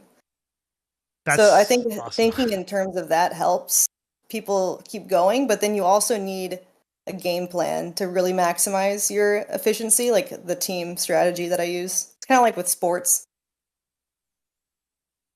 You had a game plan before you had a team though also, and I think actually it's like one of the most inspiring things you can hear, because a lot of like successful people talk about motivation and inspiration, but they don't talk about having a one of the things like having a goal is greater than yourselves. One of the things I talk about a lot is like if you want to set out to be successful, the first thing you should try to do is solve a problem in the world. Hmm. Yeah, Hmm. and I feel like you are you're encapsulating that idea, but by saying Yeah. okay, the problem is there are a lot of suffering animals, right? Hmm. And it's so cool to hear you put all this into that context, because um I don't know, like you're such an enigma to me in terms like you outwork me 10 times over. And I think a big reason for it, among just like a lot of your amazing qualities, is just that I just don't have that kind of goal. Like Yeah. Yeah. I don't have that you know, like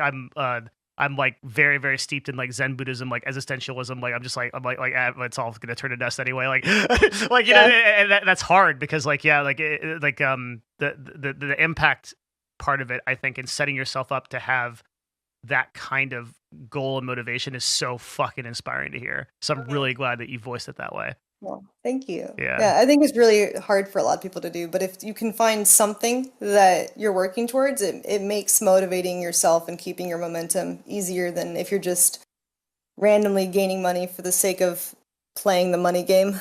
And not only just a goal, but a macro goal. Like I think one of the things that differs you is that you have a hard problem to solve. So like your problem doesn't get solved tomorrow. It didn't get solved Mm. 3 years ago. Right. That's so like when we're talking about choosing a problem to solve, what I think you're saying is you have a problem that is a scope that's high enough that you need to earn at the rate that you're earning, that you need to work at the rate that you're working, and make the sacrifices that you're making in your personal life and otherwise in order to achieve that goal. So if you want the kind of success that you have to have a goal that's proportional to that. It can't be, you know, like own my own Right. house one day. Like, you know, like that's not enough. Like it's got to be really solving a problem that impacts other people. Yeah. Right, because if your goal is attainable at a small scale, people will get to that goal and then they'll be like, okay, now what? And now I'm kind of Yeah. comfortable here and I don't really have motivation anymore. Th- Like I think Wubby mentioned that too on his stream, Pay Money Wubby. He really. because we were talking about my grind and he was like, I can't do that. I'm happy with where I'm at in life and I feel like I'm just maintaining that. I don't have any desire to work extra. And I think a lot of people are the same way. Like if they're 100%. happy with where they're at, then they're like, why do I want to experience discomfort when I don't have any plans to live any bigger than I am now anyways. Yeah, and I think that's the thing about happiness is like that's fine too, right? Mhm, yeah. The only way that gets you is if you are lulled into complacency and when you know you should be, you want more. Like your ambition and your heart speaks to you, and then you don't do that out of fear. You do that because you don't do that because you're comfortable. That's where it's a problem. But for like the vast majority of people, I think they overshoot the level of success they personally need to fulfill their happiness, especially financially. Mhm. Yeah, like Yeah. get a good family going, like you know, like have like good friends and be like well socially adjusted and like you live a really good life and like you don't need to make you know some like top 1% income to have that kind of happiness. Yeah, I Yeah. think there's like Mhm. studies. I don't know if it's raised at all, but I think it was like 75,000 a year Mhm. income is where like the peak of average people's happiness is, and then there's not that much difference after that until you get to like millions, That's right. Yeah, something like that. there's no meaningful increase in that's an APA study. Is there's no meaningful increase in happiness above like 72 grand or something. But another like kind of interesting corollary to that is that like and you can kind of just see this like uh even anecdotally, right? Like you look at celebrities, you look at like um these people that are super famous or have these lives, and they're not happy, like just objectively not happy. Like they're dealing with like very human problems and like Yeah, just yeah. because you have money doesn't mean you don't have No, problems. yeah, and you might just have You're different just kinds different of types of problems. Yeah, problems. yeah, but that's so hard to tell someone and then for them to believe and like, Mhm. yeah, well, it's easy to say that if you make a bunch of millionaires over here, make it like talking about this and like that like that's why I think like universally the thing that I try to center on is like that solving that problem thing, right? If you look at any person at a great degree of success, they are trying to solve very difficult problems. Like, you know, like Elon Musk being the most richest person in the world, he's solving some of the biggest problems humanity has, right? Like straight up. And Yeah. that there's a direct relationship between the quality and the scale of problem you are solving and the amount that you are earning to do that. Like you have those numbers in your head that a shelter costs $2 million a year to run at the scale you want to run it. So you Mhm. know, and you have a long term vision of like an 100-year empire. So you know what kind of income that takes. Now you have to adjust everything you do to Yeah. meet that expectation Mhm. because making 100K a year off Twitch is not enough.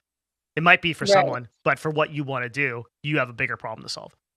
Yeah, Yeah. for sure. Hmm.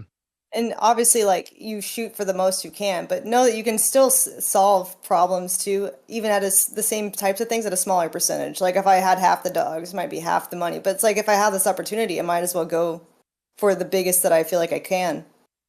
because it's this opportunity is only going to come once, For as sure. far as like, Absolutely.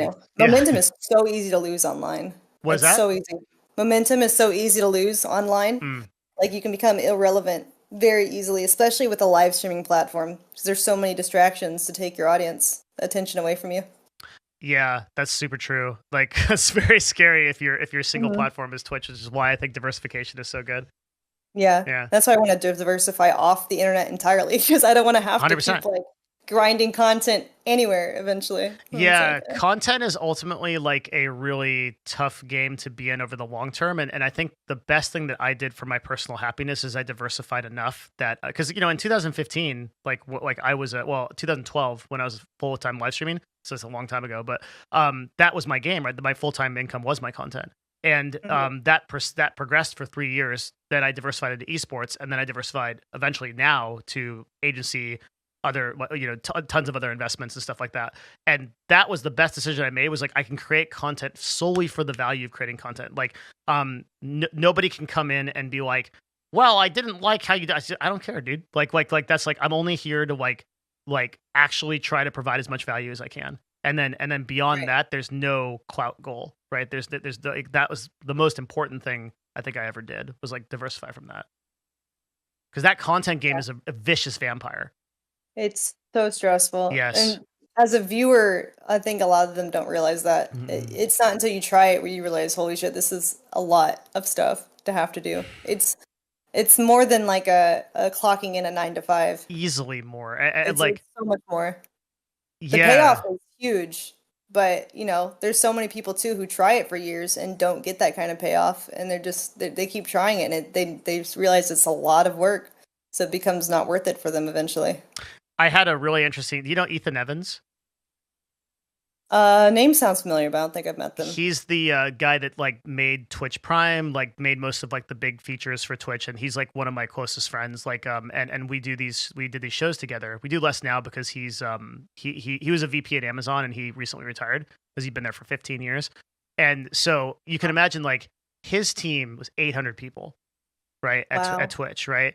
And he Hmm. told me one day, he's like, I don't think that I work nearly as hard as the constituents, like the high tier influencers on this platform.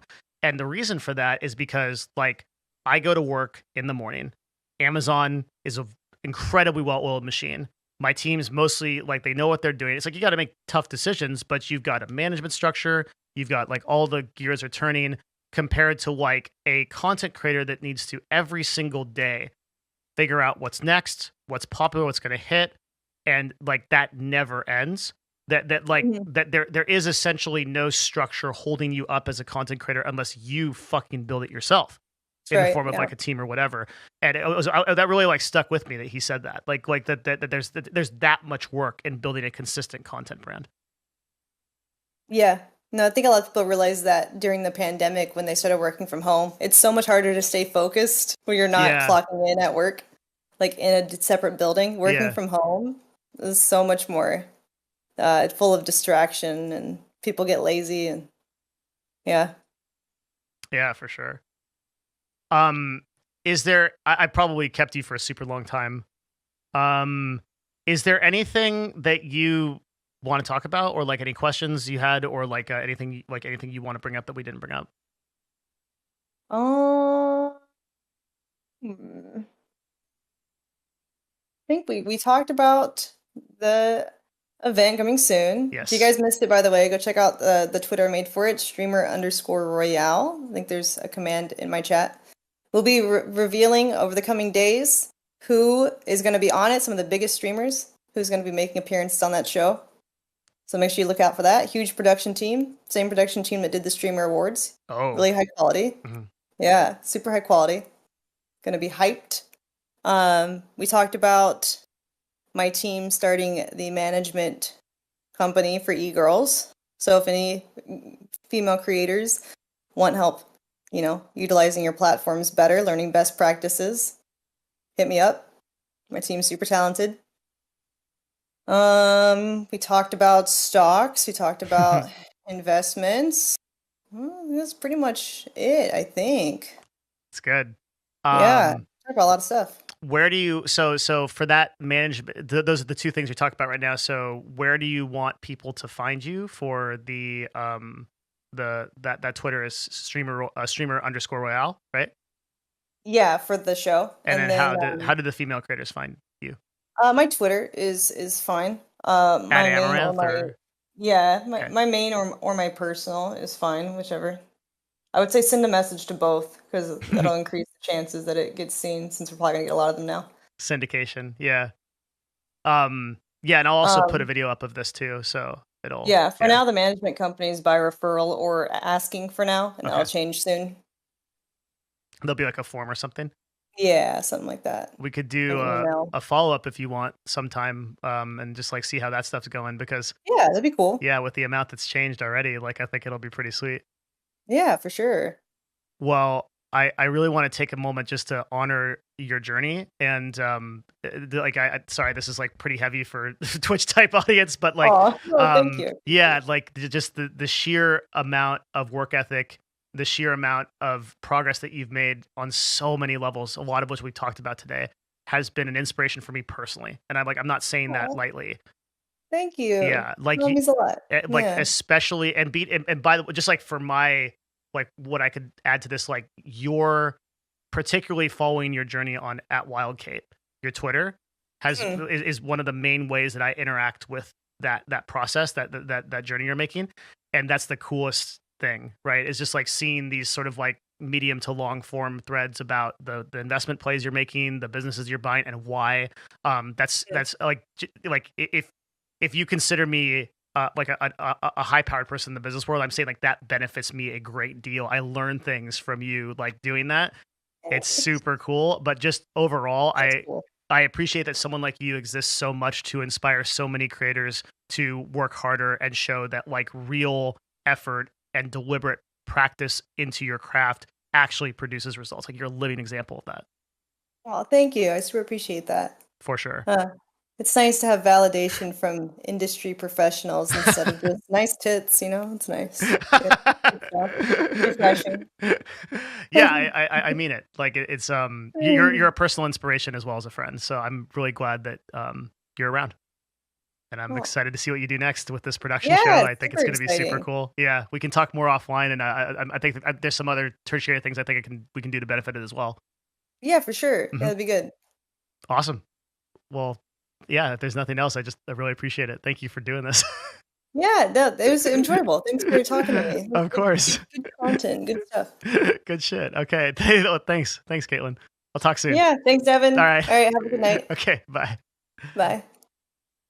I hope that this is like really valuable and inspiring as much as it was for me. I mean everything that I said to Kate about her being an inspiration because like I mean just the sheer amount of work and the sheer amount of effort she's put in eclipses almost anything I've ever seen. And then like one of the things that I didn't talk about, but it's like you're kind of the sum of the people that you spend the most time around. And one of the great benefits of the internet is that you can be around people that are like really highly motivated and successful if you just surround yourself with their content and their videos and stuff like that. So Caitlin's one of those people that like I read a tweet from and she's like, I bought a fucking $12 million plastic ball company. And I'm like, dude, I got to be better. Like I got to step it up. Like that's amazing. Right. I love that kind of energy. And so I wanted to do this talk. I texted Kate about this talk a couple weeks ago because I just wanted that energy to be with you as well. Being that I don't do as much live content anymore. I wanted you guys to be inspired by this kind of stuff. So maybe we'll do a little bit more of this because this went quite well. And there's always people that I really would like to talk to and just like kind of get granular about their process. Super, super cool. As far as like where to find me and like people that are asking, I'm mostly on Discord. So discord.gg/Devin is mostly where I live. I talk there all the time, especially in like my supporter chats and stuff like that. But I'm everywhere on there. I play Path of Exile, so you can find me on Hardcore Arch Nemesis, and also in Path of Exile streamer chats, very likely. And then I'm also obviously on this YouTube. So if for some reason you're not subscribed to this YouTube, I post here. And if you really want, you can check out the Patreon, which has 51 videos, 52 videos now that are about business and self-improvement and stuff like that. But let me be very clear, you don't need to do anything. It's just nice that you all came out to see this. I appreciate it.